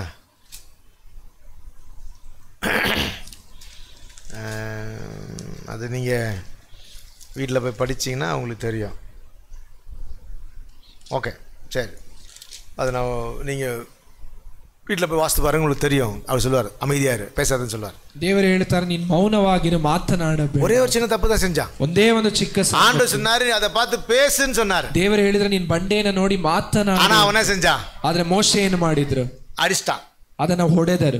அவன் தெரியாம தான் செஞ்சான். அவன் ತಿಳಿಯದೆ ಮಾಡಿ. ஏன்னா ஜனங்கள் அவனை ஃபோர்ஸ் பண்ணதுனால அவன் தெரியாம பயந்து அந்த ஜனங்களுடைய என்ன சொல்றது நெருக்கத்தினால அப்படி செஞ்சிட்டான். ಅವನು ಜನರ ಅವನನ್ನ ಒಂದು ಇಕ್ಕಟ್ಟಿನ ಪರಿಸ್ಥಿತಿಯಲ್ಲಿ ತಂದದರಿಂದ ಅವನು ಆ ರೀತಿಯಾಗಿ ಮಾಡಿದನು. ஆண்டவர் ஒத்துக்கவே இல்லை. ಅದು ದೇವರು ಅದನ್ನ ಒಪ್ಪಿಕೊಳ್ಳಲಿಲ್ಲ. சவுல்ட்ட சொன்னாரு, ಸೌಲನ ಬಳಿಯಲ್ಲಿ நீ வெயிட் பண்ணு, ನೀನು ಕಾದಿರು. சாமுவேல் சொல்றார், நான் வந்து நான் பலி செலுத்தின பிறகு நீ யுத்தத்துக்கு போ அப்படின்னு சொன்னார்.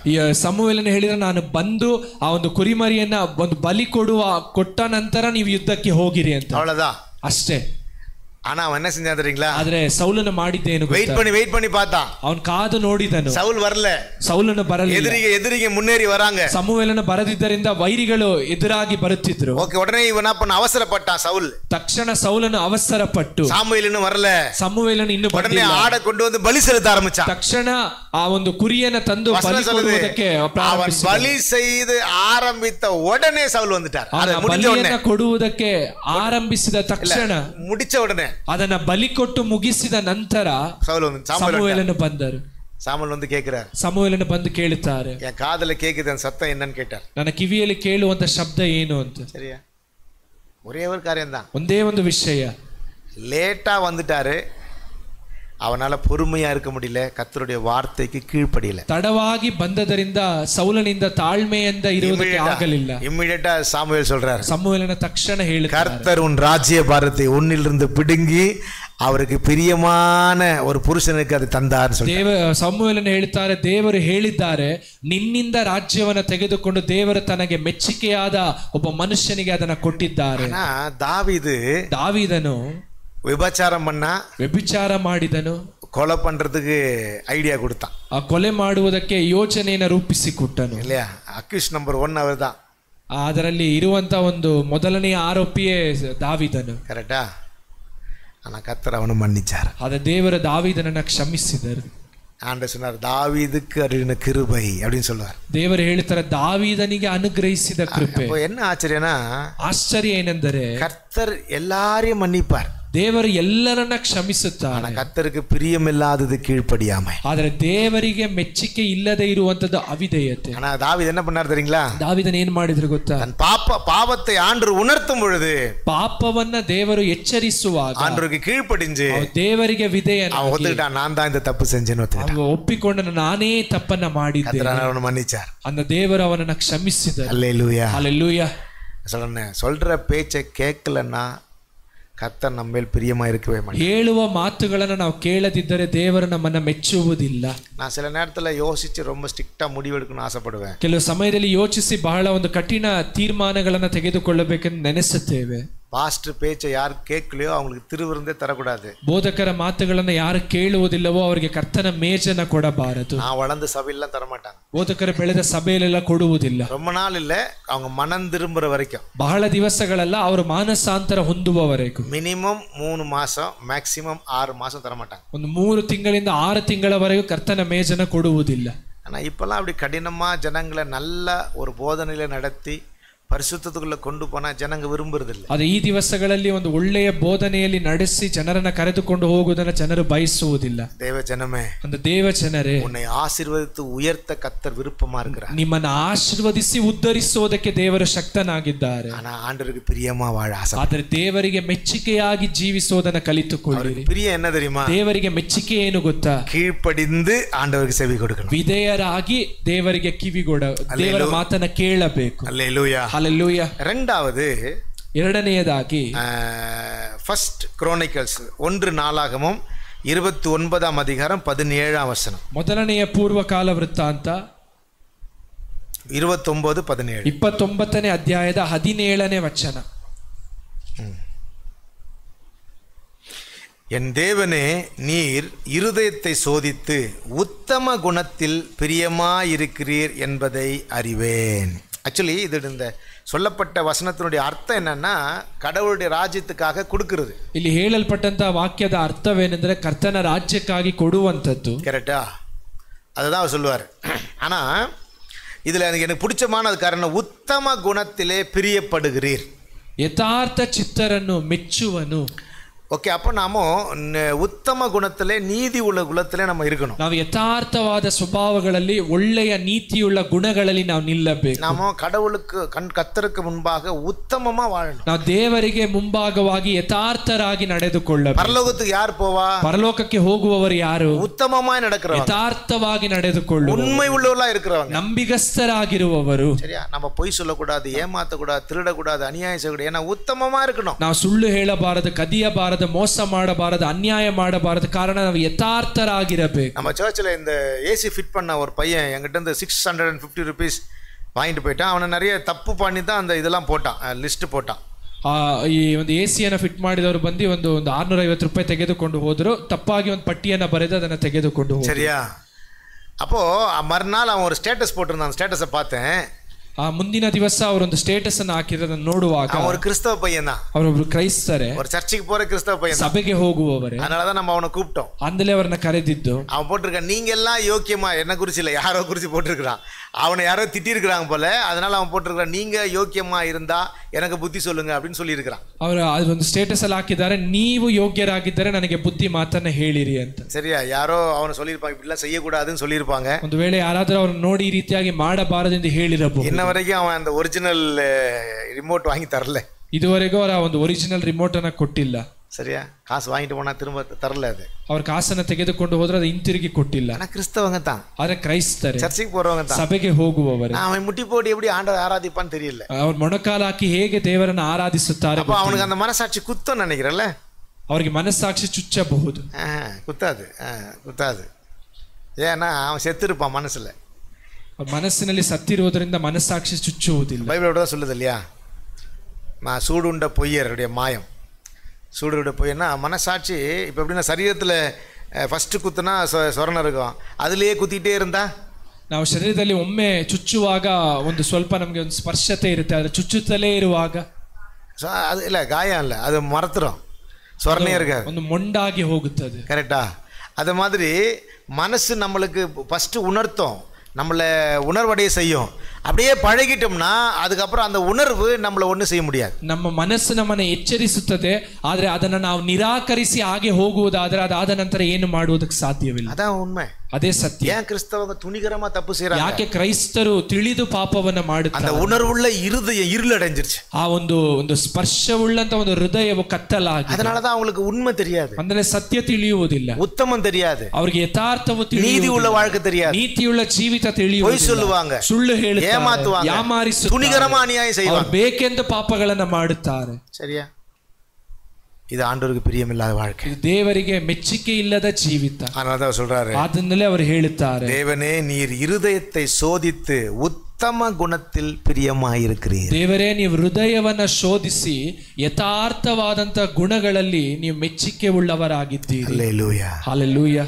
நான் சொல்றேன், கர்த்தருக்கு உத்தமமா இருக்கணுங்க, ನೀವು ದೇವರಿಗೆ ಯಥಾರ್ಥವಾಗಿ ನಡೆದುಕೊಳ್ಳಿ, உண்மையா இருக்கணும், ನೀವು ಯಥಾರ್ಥರಾಗಿ ನಡೆದುಕೊಳ್ಳಿರಿ. கர்த்தர் நம்மை ஆசீர்வதிப்பார். ದೇವರು ನಮ್ಮನ್ನು ಆಶೀರ್ವದಿಸುತ್ತಾರೆ. முதலாவது குணம் கீழ்ப்படிதலும் செவி கொடுத்தலும். ಮೊದಲನೆಯ ಸ್ವಭಾವವು ವಿಧೇಯತೆಯು ದೇವರ ಮಾತನ್ನ ಕೇಳುವಂಥದ್ದು. இரண்டாவது உத்தமமான குணம். ಎರಡನೆಯ ಸ್ವಭಾವವು ಯಥಾರ್ಥವಾದಂತ ಸ್ವಭಾವವು. சரியா? அல்லேலூயா, ಹಲ್ಲೆಲೂಯಾ.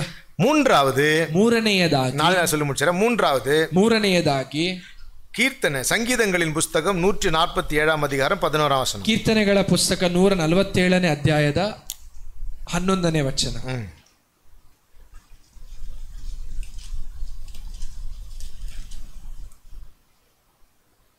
ಯೆಹೋವನು ಆನಂದಿಸುವುದು ತನ್ನ ಕೃಪೆಯನ್ನು ನಿರೀಕ್ಷಿಸುವ ಭಕ್ತರಲ್ಲೇ. ஆமென், அல்லேலூயா, ஹல்லேலூயா. தமக்கு பயந்து தமது கிருபைக்கு காத்திருக்கிறவர் மேல் கர்த்தர் பிரியமாயிருக்கிறார். கரெக்டா? ஆண்டவருக்கு பயந்து ஆண்டவருடைய கிருபைக்கு காத்திருக்கணும், வெயிட் பண்ணணும். வெயிட் பண்றவங்கள ஆண்டவர் ரொம்ப பிடிக்கும். ಕರ್ತನಿಗೆ ಭಯಪಟ್ಟು ದೇವರ ಕೃಪೆಗಾಗಿ ಕಾದಿರಬೇಕು. ಕಾದಿರುವವರ ಮೇಲೆ ದೇವರು ಮೆಚ್ಚುಗೆಯಾಗಿರುತ್ತಾರೆ. இல்லையா? நமக்கு காத்திருக்கிறது தான் கஷ்டம், ನಮಗೆ ಕಾಯುವಂಥದ್ದು ಕಷ್ಟ, நமக்கு எப்போதும் அவசரம் தான், ನಮಗೆ ಯಾವಾಗಲೂ ಅವಸರವೇ. ஆனா அவசரப்பட்டு நிறைய ಅಡಿ வாங்கினா ಕೂಡ ಅವಸರಪಟ್ಟು ಹೆಚ್ಚಾಗಿ ನಾವು ಒಂದು ಒದೆಯನ್ನು ತಿನ್ನುವುದಕ್ಕಿಂತ நாம அந்த காத்திருக்கக்கூடிய சுபாவம் நமக்கு வர்றதில்லை, ನಮಗೆ ಕಾದಿರುವ ಸ್ವಭಾವ ಬರುವುದಿಲ್ಲ. கரெக்டா? யாராவது ஒருத்தர் வந்து நீங்கள் 1 லட்ச ரூபா கொடுத்தா உங்களுக்கு மாதம் இவ்வளோ பணம் வருதுன்னு சொன்னால் யோசிக்கிறது இல்லை, அது குறித்து இது பண்ணுறதில்ல, அவசரப்பட்டு மாட்டிக்கிறது. ಯಾರಾದರೂ ಬಂದು ನಿಮಗೆ 1 ಲಕ್ಷ ಕೊಟ್ಟರೆ ನಿಮಗೆ ತಿಂಗಳಿಗೆ ಇಷ್ಟು ಬರುತ್ತೆ ಎಂದು ಹೇಳುವಾಗ ಯೋಚಿಸುವುದಿಲ್ಲ, ಅವಸರಪಟ್ಟು ನಾವು ಸಿಕ್ಕಿಕೊಳ್ಳುತ್ತೇವೆ. உங்களுக்கு கவர்மெண்ட் ஜாப் கிடைச்சிடும், ನಿಮಗೆ ಸರ್ಕಾರಿ ಕೆಲಸ ಸಿಗುತ್ತದೆ. சொல்கிறாங்களா? ஏமாத்துறாங்களா? ಯಾಮಾರಿಸುತ್ತಾರಾ? அவனுக்கு தெரியும் நம்ம ரொம்ப அவசரப்படுறேன்னு. ಅವರಿಗೆ ಗೊತ್ತು ನಾವು ಬಹಳ ಅವಸರ ಪಡುತ್ತೇವೆ. எல்லா ஆபத்துக்கும் காரணம் நம்ம அவசரம் தான். ಎಲ್ಲ ಆ ಒಂದು ಆಪತ್ತಿಗೂ ಕಾರಣ ನಮ್ಮ ಅವಸರವೇ. கர்த்தருக்காய் காத்திருங்க, ದೇವರಿಗಾಗಿ ಕಾದಿರಿರಿ, கர்த்தருடைய கிருபைக்காய் காத்திருங்க, ದೇವರ ಕೃಪೆಗಾಗಿ ಕಾದಿರಿ, பொறுமையா இருங்க, ತಾಳ್ಮೆಯಿಂದ ಕಾದಿರಿ. ஆண்டவர் உங்கள் வாழ்க்கையை உயர்த்துவார். ದೇವರು ನಿಮ್ಮ ಜೀವಿತವನ್ನು ಉದ್ಧರಿಸುತ್ತಾರೆ. அல்லேலூயா, ಹಲ್ಲೆಲೂಯಾ. கர்த்தருக்கு காத்திருந்து அவர் கிருபை மேல நம்பிக்கையா இருக்கிறது தான் கர்த்தருக்கு பிரியம். ಕರ್ತನಿಗೆ ಕಾದಿದ್ದು ದೇವರ ಕೃಪೆಯ ಮೇಲೆ ನಂಬಿಕೆ ಆಗಿರುವಂತದ್ದು ದೇವರಿಗೆ ಮೆಚ್ಚುಗೆ. கரெக்டா? அவசரப்பட்டு நம்ம நிறைய வாழ்க்கை அனுபவிச்சிருக்கிறோம். ಅವಸರಪಟ್ಟು ನಮ್ಮ ಜೀವಿತದಲ್ಲಿ ಹಲವಾರು ಕಾರ್ಯಗಳನ್ನು ನಾವು ಅನುಭವಿಸಿದ್ದೇವೆ. உட்கார்ந்து யோசித்து பாருங்க, ನೀವು ಕುಳಿತುಕೊಂಡು ಯೋಚಿಸಿ ನೋಡಿ. இவ்வளவு பெரிய பாரம் என் தலைமையில இருக்கிறது காரணம் என்னுடைய அவசரம் தான். ಇಷ್ಟು ದೊಡ್ಡ ಭಾರ ನಮ್ಮ ತಲೆಯ ಮೇಲಿರುವುದಕ್ಕೆ ಕಾರಣ ಅವಸರವೇ. இல்ல, இன்னும் சொல்ல போனா ஆத்திரம். ಇನ್ನು ಹೇಳಬೇಕಾದ್ರೆ ಆತುರ. கரெக்ட் தானே? ஆத்துரமா? ஆத்திரம் தான், ಆತುರವೇ இல்லையா? நம்ம பொறுமையா இல்லைங்க. ನಾವು ತಾಳ್ಮೆಯಾಗಿ ಇಲ್ಲ, அதனால தான் நமக்கு பிரச்சனை. ಆದ್ಮೇಲೆ ನಮಗೆ ಸಮಸ್ಯೆ. நீங்க பொறுமையா இருங்களேன், ನೀವು ತಾಳ್ಮೆಯಿಂದ ಇರ್ರಿ, உங்க வாழ்க்கையில கர்த்தர் பெரிய காரியங்களை ನಿಮ್ಮ ಜೀವಿತದಲ್ಲಿ ದೇವರು ದೊಡ್ಡ ಕಾರ್ಯಗಳನ್ನ ಮಾಡುತ್ತಾರೆ. அப்ப மூன்றாவது அவருக்கு பயந்து அவர் கிருபைக்கு காத்திருக்கணும். ನಾವು ದೇವರಿಗೆ ಭಯಪಟ್ಟು ದೇವರ ಕೃಪೆಗಾಗಿ ಕಾದಿರಬೇಕು. ನಾಲ್ಕನೇ ಎಬ್ರಿಯರ್ 11ನೇ ಅಧ್ಯಾಯ 6ನೇ ವಚನ. ಇಬ್ರಿಯರಿಗೆ ಬರೆದ ಪತ್ರಿಕೆ 11ನೇ ಅಧ್ಯಾಯದ 6ನೇ ವಚನ. விசுவாசம் இல்லாமல் தேவனுக்கு பிரியமாய் இருப்பது கூடாத காரியம். ನಂಬಿಕೆ ಇಲ್ಲದೆ ದೇವರನ್ನು ಮೆಚ್ಚಿಸುವುದು ಅಸಾಧ್ಯ. ஓகே, அல்லேலூயா அல்லேலூயா. நான்காவது நம்ம ஆண்டவரை நம்பணும். ನಾಲ್ಕನೆಯದಾಗಿ ನಾವು ದೇವರನ್ನ ನಂಬಬೇಕು. ஏன்னா நம்முடைய விசுவாசம் தான் ஜெயிக்கிற ஜெயம். ಕಾರಣ ನಮ್ಮ ನಂಬಿಕೆಯೇ ಲೋಕವನ್ನ ಜಯಿಸುವ. தேவனால் பிறந்தது உலகத்தை ஜெயிக்கும். ದೇವರಿಂದ ಹುಟ್ಟಿರುವಂತದ್ದು ಲೋಕವನ್ನ ಜಯಿಸುತ್ತದೆ. விசுவாசமே உலகத்தை ஜெயிக்கிற ஜெயம். ನಂಬಿಕೆಯೇ ಲೋಕವನ್ನ ಜಯಿಸುವಂತ ಜಯವು. ನಂಬನಾ, ನಾವು ನಂಬಬೇಕು, ವಿಶ್ವಾಸಿಕನ, ನಾವು ನಂಬಿಕೆ ಇಡಬೇಕು. ನಂಬಿಕೆಯಲ್ಲಿ ಪಿನ್ಮಾರಕೂಡದು. ನಮ್ಮ ನಂಬಿಕೆಯಲ್ಲಿ ನಾವು ಹಿಂಜರಿಯಬಾರದು. ಇಲ್ಲ, ನಂಬಿಕೆ ಬಿಟ್ಟು ನಮ್ಮ ಕೀழே விழக்கூடாது. ನಂಬಿಕೆಯನ್ನು ಬಿಟ್ಟು ನಾವು ಕೆಳಗೆ ಬೀಳಬಾರದು. ನಮ್ಮ ನಂಬಿಕೆ ಬಿಟ್ಟು பின்னாடி இது சரி பின்வாங்க கூடாது. ನಾವು ನಂಬಿದ ನಂಬಿಕೆಯನ್ನು ಬಿಟ್ಟು ನಾವು ಹಿಂಜರಿಯಬಾರದು. அவர் செய்வார், ಅವರು ಮಾಡುತ್ತಾರೆ, அவர் சொல்ல ஆகும், ಅವರು ಹೇಳಿದರೆ கட்டளையிட நிற்கும், ಅವರು ಆಜ್ಞಾಪಿಸುವಾಗ தேடுகிறவருக்கு பலன் அளிப்பார். ಹುಡುಕುವವರಿಗೆ ದೇವರ ಪ್ರತಿಫಲವನ್ನು ಕೊಡುತ್ತಾರೆ. ஆண்டவருக்கு ஸ்தோத்திரம் பண்ணுங்க, ದೇವರಿಗೆ ಸ್ತೋತ್ರ ಮಾಡಿ, கடவுளுக்காக காத்திருங்க, ದೇವರಿಗಾಗಿ ಕಾದಿರಿ, அவரை விசுவாசிங்க, ದೇವರ ಮೇಲೆ ನಂಬಿಕೆ உங்க வாழ்க்கையில அவர் அதிசயம் செய்வார். ನಿಮ್ಮ ಜೀವಿತದಲ್ಲಿ ದೇವರ ಅತಿಶಯವನ್ನ ಮಾಡುತ್ತಾರೆ. அல்லேலூயா, அல்லேலூயா. நம்முடைய விசுவாசம் இல்லாத வாழ்க்கை தான் ನಮ್ಮ வாழ்க்கையில ವೇದನೆ. ನಮಗೆ ನಂಬಿಕೆ ಇಲ್ಲದ ಒಂದು ಜೀವಿತವೇ ನಮ್ಮ ಜೀವಿತದಲ್ಲಿರುವಂತ ಒಂದು ದುಃಖವು. அல்லேலூயா, அல்லேலೂயா, ವೇದನೆ. அப்ப ஆண்டவருக்கு எது பிரியனா அவரை நம்பணும். ದೇವರಿಗೆ ಯಾವುದು ಮೆಚ್ಚುಗೆ ಎಂದರೆ ನಾವು ದೇವರ ಮೇಲೆ ಇಡುವಂತ ನಂಬಿಕೆ. அவர் சொன்னதை செய்யும் அளவு நம்மளை கைவிடவே மாட்டார். ದೇವರು ಹೇಳಿದ್ದನ್ನ ಮಾಡಿ ತೀರಿಸುವವರೆಗೂ ದೇವರು ನಮ್ಮ ಕೈಗಳನ್ನ ಬಿಡುವುದಿಲ್ಲ. ನಾವು ನಂಬಬೇಕು. கர்த்தர் நீ செய்வீரையா, ನೀವು ಹೇಳಿರಿ ದೇವರೇ ನೀವು ಮಾಡುತ್ತೀರಾ, ನೀವು ಮಾಡುತ್ತೀರಾ ದೇವರೇ, ನಾನು ನಂಬುறேன், ನಂಬುತ್ತೇನೆ, ನಾನು ಯಾರ ಮುன்னாಡಿ ಕೈ ನೀಟ ಮಾಟೇன், ಯಾರ ಮುಂದೆಯೂ ಕೈ ಚಾಚುವುದಿಲ್ಲ, எந்த மனுஷனை நம்ப மாட்டேன், ಯಾವ ಮನುಷ್ಯನನ್ನ ನಂಬುವುದಿಲ್ಲ, உம்மை நான் வெட்கப்படுத்த மாட்டேன் ஆண்டவரே, ನಾವು ದುಃಖಪಡಿಸೋದಿಲ್ಲ ದೇವರೇ, நான் உம்மையே நம்புவேன், ನಾವು ನಿಮ್ಮನ್ನೇ ನಂಬುತ್ತೇವೆ. சொல்றேன், உம்மையே நம்பி இருக்கிறவர்களை ಪೂರ್ಣ ಸಮಾಧಾನದೋடு ಕಾದುಕೊಳ್ಳಿ. ವಾಕ್ಯ ಹೇಳುತ್ತದೆ, ನಿಮ್ಮನ್ನೇ ನಂಬಿರುವವರನ್ನ ನೀವು ಪೂರ್ಣ ಸಮಾಧಾನದಿಂದ ಕಾದುಕೊಳ್ಳುತ್ತೀರಿ. ಆಮೆನ್, அல்லேலூயா, அல்லேலூயா, அல்லேலூயா, அல்லேலூயா. இல்லையா? அப்புறம் ஐதனையதாகி சொல்லி முடிச்சார். ஐதனையதாಗಿ எரேமியா 9ನೇ அதிகாரம் 24ನೇ வசனம். எரேமியನ ಪುಸ್ತಕ 9ನೇ ಅಧ್ಯಾಯದ 24ನೇ ವಚನ. மேன்மை பாராட்டுகிறவன் பூமியிலே கிருபையையும் நியாயத்தையும் நீதியும் செய்கிற கர்த்தர் நான் என்று என்னை அறிந்து உணர்ந்திருக்கிறதை குறித்தையே மேன்மை பாராட்ட கடவன் என்று கர்த்தர் சொல்லுகிறார். இவைகளின் மேல் கர்த்தர் பிரியமாயிருக்கிறார். ಹೆಚ್ಚಳ ಪಡುವವನು ತಾನು ನನ್ನನ್ನು ತಿಳಿದು ನಾನು ಲೋಕದಲ್ಲಿ ಪ್ರೀತಿ ನೀತಿ ನ್ಯಾಯಗಳನ್ನು ತೋರ್ಪಡಿಸುವ ಯೆಹೋವನಾಗಿರುವೆನೋ ಎಂದು ಗ್ರಹಿಸಿಕೊಂಡಿದ್ದೇನೆ ಎಂಬುದಕ್ಕೆ ಹೆಚ್ಚಳ ಪಡಲಿ. ಪ್ರೀತಿ ನ್ಯಾಯಗಳೇ ನನಗೆ ಆನಂದವೆಂದು ಯೆಹೋವನು ಅನ್ನುತ್ತಾನೆ. அப்போ நம்மளுடைய புகழ்ச்சி, நம்முடைய மேன்மை யாருன்னா ஆண்டவராகிய இயேசு கிறிஸ்து. ನಮ್ಮ ಹೊಗಳಿಕೆಯು ನಮಗಿರುವಂತ ಹೆಚ್ಚಳ ಯಾರೆಂದರೆ ನಮ್ಮ ಕರ್ತನಾದಂತ ಯೇಸು ಕ್ರಿಸ್ತ. ನಮಗೆ கிடைக்கிற ஆசீர்வாதம் இல்ல, ನಮಗೆ ಸಿಗುವಂತ ಆಶೀರ್ವಾದ கிடைக்கிற மேன்மை இல்ல, ನಮಗೆ ಸಿಗುವಂತ ಬೇರೆ கிடைக்கிற உயர்வு இல்ல, ಯಾವ ಉದ್ಧಾರವಲ್ಲ. இது எல்லாவற்றையும் தந்த இயேசுவையே நம்ம கொண்டாடணும். ಇದೆಲ್ಲವನ್ನ ಕೊಟ್ಟಂತ ಯೇಸುವನ್ನೇ ನಾವು ಕೊಂಡಾಡಬೇಕು. அல்லேலூயா, அல்லேலೂயா. இயேசுவையே கொண்டாடணும். ಯೇಸು ಸ್ವಾಮಿಯನ್ನೇ ನಾವು அவர்தான் நம்ம மேன்மை, ಆತನೇ ನಮ್ಮ ಹೆಚ್ಚಳ, அவர்தான் நம்ம ஆசீர்வாதம், ಆತನೇ ನಮ್ಮ ಆಶೀರ್ವಾದ. அதனால எப்பொழுதும் ஆண்டவர் ஸ்தோத்திரம் பண்ணுங்க. ಯಾವಾಗಲೂ ದೇವರಿಗೆ ಸ್ತೋತ್ರ ಮಾಡಿ. நம்ம மனசு எப்பொழுதும் உலகத்து பக்கம் திரும்ப கூடாது. ನಮ್ಮ ಮನಸ್ಸು ಲೋಕದ ಪಕ್ಕಕ್ಕೆ ತಿರುಗಬಾರದು. ஒரு முறை பில்லி கிரகாம் என்ற ஒரு ஊழியக்கார், பெரிய ஊழியக்கார், ಒಂದು ಬಾರಿ ಬಿಲ್ಲಿ ಗ್ರಹಂ ಎಂದು ಹೇಳುವಂತ ದೇವ ಸೇವಕರು, அவர் ஒரு முறை பிரசங்கத்துக்காக ஊழித்து போகும்பொழுது அவருடைய பெரிய பேனர், நல்ல பெரிய பேனர் அமெரிக்க தேசத்துல பார்த்து அவருடைய மனசுல அவருக்கு ஒரு பெருமை வந்துச்சான்.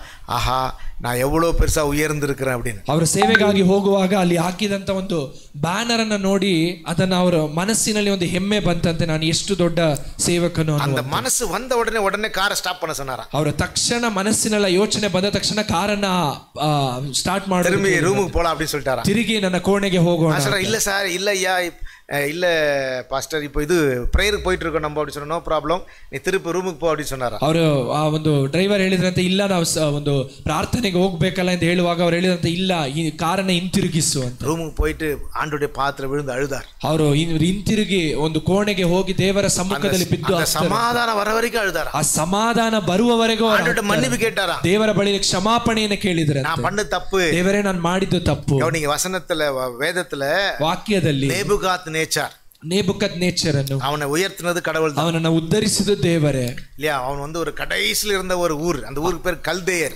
ಅವನು ಒಂದು ಕೊನೆಯಲ್ಲಿ ಇದ್ದಂತ ಒಂದು ದೇಶವು, ಆ ದೇಶದ ಹೆಸರು ಬಂದು ಕಲ್ದಿಯರ ದೇಶ. அவனை எடுத்துட்டு வந்தார். ದೇವರು ಅವನನ್ನು ಕರೆತಂದು பாபிலோன் சாம்ராஜ்ய கட்ட வச்சார். ಒಂದು ಬಾಬಿಲೋನ್ ದೇಶವನ್ನ ಕಟ್ಟುವಂತೆ அவன் அந்த சாம்ராஜ்யத்தை பார்த்து சொன்னான், ಅವನ ಸಾಮ್ರಾಜ್ಯವನ್ನ ನೋಡಿ நான் கட்டின பாபிலோன், ನಾನು ಕಟ್ಟಿದ ಬಾಬಿಲೋನ್ ಎಂದು. அன்னைக்கு நைட் ஆண்டவர் அவனுக்கு தரிசனம் கொடுத்தார். ಆ ರಾತ್ರಿಯೇ ದೇವರು ಅವನಿಗೆ ಒಂದು ದರ್ಶನವನ್ನು நீ பைத்தியக்காரனா இருந்து மாட்ட போல நீ புல்ல தின்னுப அப்படின்னு சொன்னார். ನೀನು ಹುಚ್ಚನಾಗಿದ್ದು ಒಂದು ಹಸುವಿನಂತೆ ನೀನು ಹುಲ್ಲನ್ನ ಮೇಯುತ್ತೀಯ ಎಂದು ದೇವರು ಹೇಳಿ 7 வருஷம் இருந்தா. அப்படி 7 ವರ್ಷ ಆ ರೀತಿಯಾಗಿ ಅವನಿದ್ದನು. தெரியுமா? நீ பைபிள் படிக்கணும், ನೀವು ಸತ್ಯವೇದವನ್ನು ಓದಬೇಕು.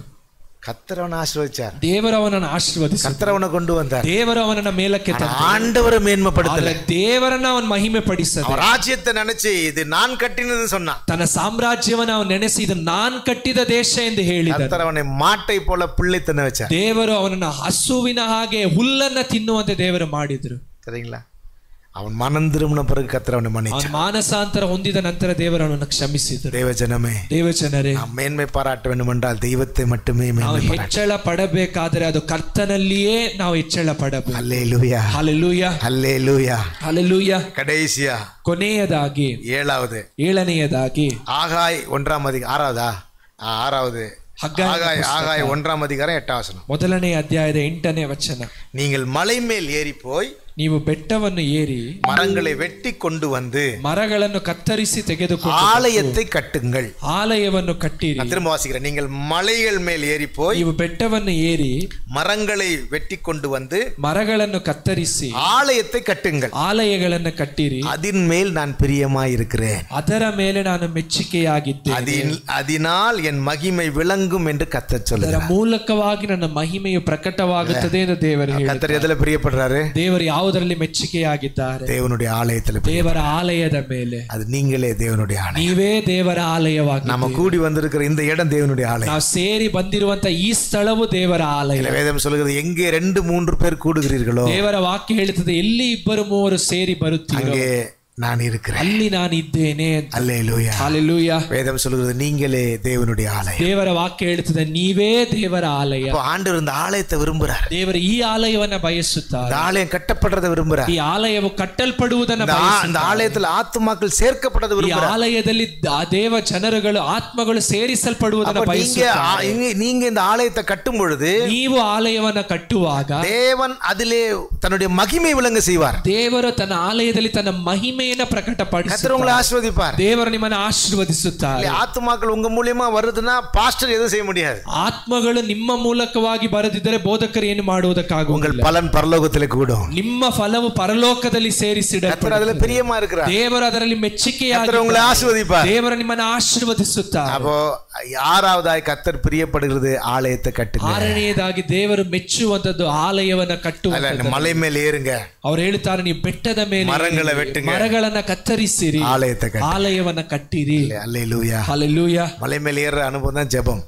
ಒಂದು ಬೆಟ್ಟದ ಮೇಲೆ ಹತ್ತುವಂತ ಅನುಭವವೇ ಪ್ರಾರ್ಥನೆ. மரங்களை வெட்டுறது ஆத்ம ஆதாயம். ಮರಗಳನ್ನ ಕತ್ತರಿಸುವಂತದೇ ಆತ್ಮದ ಆದಾಯ. கரெக்டா? மரத்தை எங்க கொண்டு வரணுமா? ಅದನ್ನ ನಾವು ಎಲ್ಲಿ ತರಬೇಕು? ஆலயத்தை கட்டுறது கொண்டு வர, ಆಲಯವನ್ನ ಕಟ್ಟುವುದಕ್ಕೆ ತರಬೇಕು. ஆலயத்தை நாம விஸ்தார பண்ணோம். ಆಲಯವನ್ನ ನಾವು ವಿಸ್ತರಿಸೋಣ. கர்த்தர் ஆசீர்வதிப்பார். ದೇವರು ಆಶೀರ್ವದಿಸಲಿ. 6 விதமான பிரியம் பார்த்தோம். ಒಟ್ಟು 6 ವಿಧವಾದ ವಿಷಯಗಳು ದೇವರಿಗೆ ಮೆಚ್ಚುಗೆ. ஆண்டவருக்கு எது பிரியம்? ದೇವರಿಗೆ ಯಾವುದು ಮೆಚ್ಚುಗೆಯಾಗಿದೆ? கீழ்ப்படிதலும் ವಿಧೇಯತೆಯು, ದೇವರ ಮಾತನ್ನ ಕೇಳುವಂತದ್ದು. உத்தம இருதயம். 2ನೇದಾಗಿ ಯಥಾರ್ಥವಾದ ಹೃದಯ. ஆண்டவருக்கு பயந்து காத்திருக்கணும். 3ನೇದಾಗಿ ಕರ್ತನಿಗೆ ಭಯಪಟ್ಟು ದೇವರ ಕೃಪೆಯನ್ನ ನೋಡಿ விசுவாசிக்கணும். ನಾಲ್ಕನೆಯದಾಗಿ ದೇವರನ್ನ ನಂಬುವಂಥದ್ದು. ஆண்டவரையே மேன்மை பாராட்டு. ಐದನೆಯದಾಗಿ ಕರ್ತನಲ್ಲಿಯೇ ಹೆಚ್ಚಳ ಪಡುವಂಥದ್ದು. கர்த்தருடைய ஆலயத்தை கட்ட. ಆರನೆಯದಾಗಿ ಕರ್ತನ ಆಲಯವನ್ನ ಕಟ್ಟುವಂಥದ್ದು. அப்ப ஆண்டவருக்கு பிரியமா இருக்கும் பொழுது ದೇವರಿಗೆ ಮೆಚ್ಚುಗೆಯಾಗಿ ನಾವು ನಡೆದುಕೊಳ್ಳುವಾಗ சத்துருக்கள் உங்களோடு சமாதானமாவாங்க. ನಮ್ಮ ಶತ್ರುಗಳು ನಮ್ಮ ಸಂಗಡ ಸಮಾಧಾನ ಹೊಂದುತ್ತಾರೆ. அப்புறம் ஆண்டவர் உங்களை விசாலமான இடத்துல கொண்டு ದೇವರು ನಿಮ್ಮನ್ನ ವಿಶಾಲವಾದ ಸ್ಥಳಕ್ಕೆ, உயர்ந்த இடத்துல வைப்பார். ದೇವರು ನಿಮ್ಮನ್ನ ಉನ್ನತ ಸ್ಥಳದಲ್ಲಿ ನಿಲ್ಲಿಸುತ್ತಾರೆ. உங்க கூட எப்பொழுதும் இருப்பார். ನಿಮ್ಮ ಸಂಗಡ ಯಾವಾಗಲೂ ನಿಲ್ಲುತ್ತಾರೆ. உங்களை ஜெயமாய் வழி நடத்துவார். ನಿಮ್ಮನ್ನ ಜಯಶಾಲಿಗಳಾಗಿ ನಡೆಸುತ್ತಾರೆ. ஆண்டவர் சமூகத்துல ஒப்பு கொடுப்போமா? ದೇವರ ಸಮ್ಮುಖದಲ್ಲಿ ನಾವು ಒಪ್ಪಿಸಿಕೊಳ್ಳೋಣ. எல்லாரும் எந்திரிச்சு ஆண்டவர் சமூகத்துல ஒப்பு கொடுப்போம். ಎಲ್ಲರೂ ಎದ್ದು ನಿಂತು ದೇವರ ಸಮ್ಮುಖದಲ್ಲಿ ಒಪ್ಪಿಸಿಕೊಡೋಣ. ನಿನ್ನ ಇಷ್ಟವನ್ನೇ ಮಾಡಲು ಕಳಿಸಿಕೊಡು ನನ್ನ ಕರ್ತನೇ. தமிழ்ல உமக்கு பிரியமானதை செய்ய, உமக்கு பிரியமானதை செய்ய அப்பா எனக்கு கற்று தாரும் தெய்வமே. ಕನ್ನಡದಲ್ಲಿ ಆಡೋಣ. ನಿನ್ನ ಇಷ್ಟವನ್ನೇ ಮಾಡಲು ಕಳಿಸಿಕೊಡು ನನ್ನ ಕರ್ತನೇ. ನೀನೇ ನನ್ನೊಡೆಯ, ಆತ್ಮನಾದ ದೇವರು ನೀನೇ. ಶುದ್ಧವಾದ ಮಾರ್ಗದಲ್ಲಿ ನಡೆಸಬೇಕಯ್ಯ, ಶುದ್ಧವಾದ ಮಾರ್ಗದಲ್ಲಿ ನಡೆಸಬೇಕಯ್ಯ. ಆಮೇನ್. ಮೇಘ ಸ್ತಂಭವೇ, ಅಗ್ನಿ ಸ್ತಂಭವೇ, ಸಂತೈಸುವಾತನೇ, ಜೊತೆಗಾರನೇ. ಮೇಘ ಸ್ತಂಭವೇ, ಅಗ್ನಿ ಸ್ತಂಭವೇ, ಸಂತೈಸುವಾತನೇ, ಜೊತೆಗಾರನೇ. ನಿನ್ನ ಕಡೆಗೆ ನನ್ನ ಕೈಗಳ ಚಾಚಿರುವೆ ನನ್ನ ಕರ್ತನೇ. ನಿನ್ನ ಕಡೆಗೆ, ನಿನ್ನ ಕಡೆಗೆ ನನ್ನ ಕೈಗಳ ಚಾಚಿರುವೆ ನನ್ನ ಕರ್ತನೇ. ಒನ ನೆಲದಾಗೆ, ಒನ ನೆಲದಾಗೆ ನನ್ನ ಆತ್ಮ ನಿನಗಾಗಿ ಪ್ರತಿಯೊಂದು ದಿನವೂ ಬಯಸಿ ಬಯಸಿ ದವಗಿಸಿದೆ, ಬಯಸಿ ಬಯಸಿ ದವಗಿಸಿದೆ. ನನ್ನ ತವಕವೇ ನನ್ನ ಪ್ರಿಯನೇ, ನನ್ನ ಪ್ರೀತಿಯೇ ನನ್ನ ಆಸೆಯೇ. ನನ್ನ ತವಕವೇ ನನ್ನ ಪ್ರಿಯನೇ, ನನ್ನ ಪ್ರೀತಿಯೇ ನನ್ನ ಆಸೆಯೇ. ಪ್ರತಿದಿನವೂ ನಿನ್ನ ಪ್ರೀತಿಯ ಸವಿದು ನೀಡು ಪ್ರಿಯ ಕರ್ತನೇ. ಪ್ರತಿದಿನವೂ ನಿನ್ನ ಪ್ರೀತಿಯ ಸವಿಯ ನೀಡು ಪ್ರಿಯ ಕರ್ತನೇ. ನಿನ್ನನ್ನೇ ನಂಬಿರುವೆ, ನಿನ್ನನ್ನೇ ನಂಬಿರುವೆ. ನಿನ್ ಇಷ್ಟದ ಶ್ರೇಷ್ಠವಾದ ಮಾರ್ಗವನ್ನು ದಿನ ದಿನವೂ ತೋರಿಸಯ್ಯ ದಿವ್ಯ ಕರ್ತನೇ. ದಿನ ದಿನವೂ ತೋರಿಸಯ್ಯ ದಿವ್ಯ ಕರ್ತನೇ. ಪ್ರೇಮ ಶಿಖರವೇ, ಪ್ರೇಮ ಶಿಖರವೇ, ಆತ್ಮ ಪ್ರಿಯನೇ, ಆದರಣೆಯೇ, ಆಶ್ರಯವೇ. ಪ್ರೇಮ ಶಿಖರವೇ, ಆತ್ಮ ಪ್ರಿಯನೇ, ಆಧರಣೆಯೇ, ಆಶ್ರಯವೇ. ನಿನ್ನ ಇಷ್ಟವನ್ನೇ ಮಾಡಲು ಕಳಿಸಿಕೊಡು ನನ್ನ ಕರ್ತನೇ. ನಿನ್ನ ಇಷ್ಟವನ್ನೇ ಮಾಡಲು ಕಲಿಸಿಕೊಡು ನನ್ನ ಕರ್ತನೇ.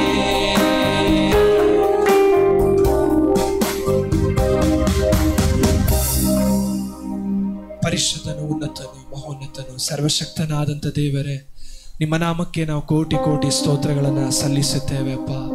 ಕರ್ತನೆ, ನಿಮ್ಮನ್ನು ಮೆಚ್ಚಿಸುವುದರ ಕುರಿತಾದ ಸಂದೇಶದೊಂದಿಗೆ ಸಭೆಯಾದ ನಮ್ಮ ಸಂಗಡ ನೀವು ಮಾತನಾಡಿದನ್ನು ನೆನೆಸಿ ನಾವು ನಿಮಗೆ ಸ್ತೋತ್ರ ಮಾಡ್ತೇವೆ ಅಪ್ಪ. ಕರ್ತನೆ, ನಿಮ್ಮನ್ನು ಮೆಚ್ಚಿಸುವಂಥ ಮಕ್ಕಳಾಗಿ ನಮ್ಮನ್ನು ಮಾರ್ಪಡಿಸಿ ಎಂಬುದಾಗಿ ನಾವು ಬೇಡುತ್ತೇವೆ. ಕರ್ತನೆ, ಈ ವರ್ಷದ ದೇವರೇ, ಇನ್ನು ಕರ್ತನೆ ಆರಂಭದಲ್ಲಿಯೇ ನಾವು ನಿಂತಿದ್ದೇವೆ ಅಪ್ಪ. ಈ ವರ್ಷದ ನಮ್ಮ ಗುರಿಗಳಲ್ಲಿ ಒಂದು ದೇವರೇ, ನಿಮ್ಮನ್ನು ಮೆಚ್ಚಿಸುವಂಥದ್ದು ಆಗಿರಲಿ ಎಂಬುದಾಗಿ ನಾವು ಬೇಡುತ್ತೇವೆ. ನಮ್ಮ ಮಾತಿನಲ್ಲಿ, ನಮ್ಮ ನಡವಳಿಕೆಯಲ್ಲಿ, ನಮ್ಮ ಯೋಚನೆಗಳಲ್ಲಿ, ನಮ್ಮ ನಡತೆಗಳಲ್ಲಿ, ನಮ್ಮ ಸ್ವಭಾವಗಳಲ್ಲಿ, ಪ್ರೀತಿಯಲ್ಲಿ, ವಿಧೇಯತೆಯಲ್ಲಿ, ನಂಬಿಕೆಯಲ್ಲಿ ಕರ್ತನೆ ಅಪ್ಪ, ಕ್ರಿಸ್ತನಲ್ಲಿ ನೆಲೆಯಾಗಿದ್ದ ಪ್ರತಿಯೊಂದು ಕರ್ತನೆ ಸ್ವಭಾವಗಳಿಂದಲೂ ತುಂಬಲ್ಪಟ್ಟು ನಿಮ್ಮನ್ನು ಮೆಚ್ಚಿಸುವಂಥ ಮಕ್ಕಳಾಗಿ ನಾವು ಇರುವಂತೆ ನಮಗೆ ಕೃಪೆಯನ್ನು ಕೊಡಿಯಪ್ಪ. ಈ ದಿವಸವಲ್ಲ, ಈ ವಾರ ಮಾತ್ರ ಅಲ್ಲ, ಈ ವರ್ಷ ಮಾತ್ರ ಅಲ್ಲ, ನಮ್ಮ ಜೀವಿತದ ಕೊನೆ ಉಸಿರಿರುವವರೆಗೂ ಕರ್ತನೆ ಈ ಜೀವವು ನಿಮ್ಮನ್ನು ಮೆಚ್ಚಿಸುವುದಕ್ಕಾಗಿಯೇ ಇರುವಂತೆ ನೀವು ಕೃಪೆ ಕೊಡಬೇಕೆಂಬುದಾಗಿ ನಾವು ಪ್ರಾರ್ಥಿಸ್ತೇವೆ ಅಪ್ಪ. ಕೇಳಿದ ವಾಕ್ಯಗಳು ನಮ್ಮಲ್ಲಿ ಫಲ ಕೊಡುವಂತೆ ನಾವು ಬೇಡಿಕೊಳ್ಳುತ್ತೇವೆ ಕರ್ತನೆ. ಯಾವೆಲ್ಲ ವಿಷಯಗಳಲ್ಲಿ ದೇವರೇ ನಿಮ್ಮನ್ನು ಮೆಚ್ಚಿಸದೆ ನಾವು ಸೋತಿದ್ದೇವೋ, ನಿಮ್ಮನ್ನು ಮೆಚ್ಚಿಸದೆ ದೇವರೇ ಕರ್ತನೆ ನಾವು ಕರ್ತನೆ ಸೋಲನ್ನು ಕಂಡಿದ್ದೇವೆ, ಆ ವಿಷಯಗಳಲ್ಲಿ ನಮಗೆ ಬಲವನ್ನು ಕೊಟ್ಟು ನಮ್ಮನ್ನು ನಿಲ್ಲಿಸಿ ನಿಮ್ಮನ್ನು ಮೆಚ್ಚಿಸುವ ಮಕ್ಕಳಾಗಿ ಮಾರ್ಪಡಿಸಿ ನಿಮ್ಮ ನಾಮವನ್ನು ಮಹಿಮೆ ಹೊಂದುವಂತೆ ಮಾಡಿ ಎಂದು ನಾವು ಬೇಡುತ್ತೇವೆ ಅಪ್ಪ. ನಾವು ಪ್ರತಿಯೊಬ್ಬರು, ನಮ್ಮ ಕುಟುಂಬವು, ನಮ್ಮ ಸಭೆಯು, ನಮ್ಮ ದೇಶವು ಅಪ್ಪ ಎಲ್ಲರೂ ನಿಮಗೆ ಮೆಚ್ಚುಗೆಯಾಗಿ ನಡೆದುಕೊಳ್ಳುವಂತೆ ನಮಗೆ ಕೃಪೆಯನ್ನು ಕೊಡಿ ದೇವರೇ. ನಾವು ಕೇಳಿದ ಒಂದೊಂದು ವಿಷಯಗಳಲ್ಲೂ ನಡೆದುಕೊಳ್ಳುವಂತೆ ನಮಗೆ ಬಲವನ್ನು ಅನುಗ್ರಹಿಸಿ ನಿಮ್ಮ ಕರಗಳಲ್ಲಿ ಒಪ್ಪಿಸಿಕೊಡ್ತೇವೆ. ಯೇಸುವಿನ ನಾಮದಲ್ಲಿ ಪ್ರಾರ್ಥಿಸ್ತೇವೆ ತಂದೆ, ಆಮೆನ್.